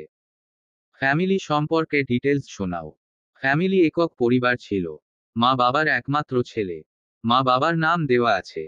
এছাড়া আর কোনো ডিটেলস পাওয়া যায়নি। বড় হয়ে যাওয়ার পর কোনো ইনফরমেশন নেই। এটা তো খুব অবাক করা বিষয়। জি স্যার, আমিও বুঝতে পারছি না। কয়েক বছর পর পরই এসব ইনফরমেশন নেওয়া হয়, আপডেট করা হয়। তাহলে এই লোকটার নেই কেন আমি আর আমার টিম সেটা বুঝতে পারছিলাম না। এজন্যই অনেকটা দেরি হয়ে গেল আপনাকে জানাতে। আচ্ছা, অনেক ধন্যবাদ। খুব ভালো কাজ করেছো। সব ইনফরমেশন আমাকে পাঠিয়ে দাও। আর পেমেন্ট যথাসময় পেয়ে যাবে। রাজদীপ ফোন রাখলো। কিছু সময় যেতেই ফোনে ইমেইল আসলো। রাজ সেটা দেখার আগে আবার আকাশের কল আসলো। আকাশের কলটা সাথে সাথেই ধরল রাজদীপ। আকাশ জানালো, জেজু আর জেজুর মা কেউ গ্রামে নেই। এমনকি জেজুকে গ্রামে আসতে ও কেউ দেখেনি। জেজুর মা কয়েক মাস আগেই নাকি গ্রাম ছেড়ে চলে গিয়েছিলেন। কিন্তু কোথায় গেছেন কেউ জানে না। কি বলছিস এসব? হ্যাঁ, আমার লোক এটাই জানালো, রাজ। তাহলে কি জেজু জানে ওর মা কোথায় গেছে এমন কিছু? জানলে আমাকে তো এমনটা বলতো না যে আমি গ্রামে যাচ্ছি। আমার মা অসুস্থ। রাজ এক হাত মাথায় ঠেকিয়ে বলল, কিন্তু জেজু তো গ্রামেই যায়নি। তুই বললি কেউ দেখেনি জেজুকে। তাহলে কি ছেলেটা মিথ্যে বলল আমাদের? কিভাবে বলবো দোস্ত? আমিও তোর মতো কিছু জানি না। উফ, একটার পর একটা ঝামেলা লেগেই আছে দেখছি। এখন কি করব? জেজুর জন্য অপেক্ষা করা ছাড়া কিছু করার নেই রাজ। আমার মনে হয় জেজু আর আসবে না। যেহেতু ও মিথ্যা বলেছে, তার মানে আসবে না। কিছু না কিছু অঘটন ঘটবেই মনে হচ্ছে। আকাশ রাজদীপকে শান্ত হতে বলছে। সে জেজুকে খুঁজে বের করার জন্য যথাসাধ্য চেষ্টা করবে জানালো। রাজদীপ তাও চিন্তায় কিছু ভাবতে পারছে না। নির্জন সম্পর্কে ও সব খুলে বলল আকাশকে। এই দুইজনকে নিয়ে এখন দুজনের আগ্রহের সীমা নেই। রেহান আর উর্মিলা যাওয়ার আগে বাইরের কয়েকজনকে জিজ্ঞাসাবাদ করেছে রাজদীপ সম্পর্কে। সবাই একই উত্তর দিয়েছে। সবাই বলেছে, রাজদীপ নুরিগঞ্জ শহরের একমাত্র দয়ালু নেতা। একসময় রাজদীপের বাবা আর্যদীপ ছিল। তারপর রাজদীপ এসেছে। এখানকার সকলেই রাজদীপকে খুব সমীহ করে চলে। দিঘিকে হোস্টেলের বাইরে ডাকিয়েছে রেহান। তিনজনে বিশ্ববিদ্যালয়ের ক্যান্টিনে এসে বসেছে। সবাই কিছুক্ষণ চুপচাপ ছিল। দিঘি জিজ্ঞেস করল, কি হলো? তোরা কিছু বলছিস না কেন? বোবা হয়ে গেলি নাকি? চলবে। গল্প, তোমার চোখে আমার সর্বনাশ। চতুর্থ পর্ব। লেখা, মৌমিতা মৌ।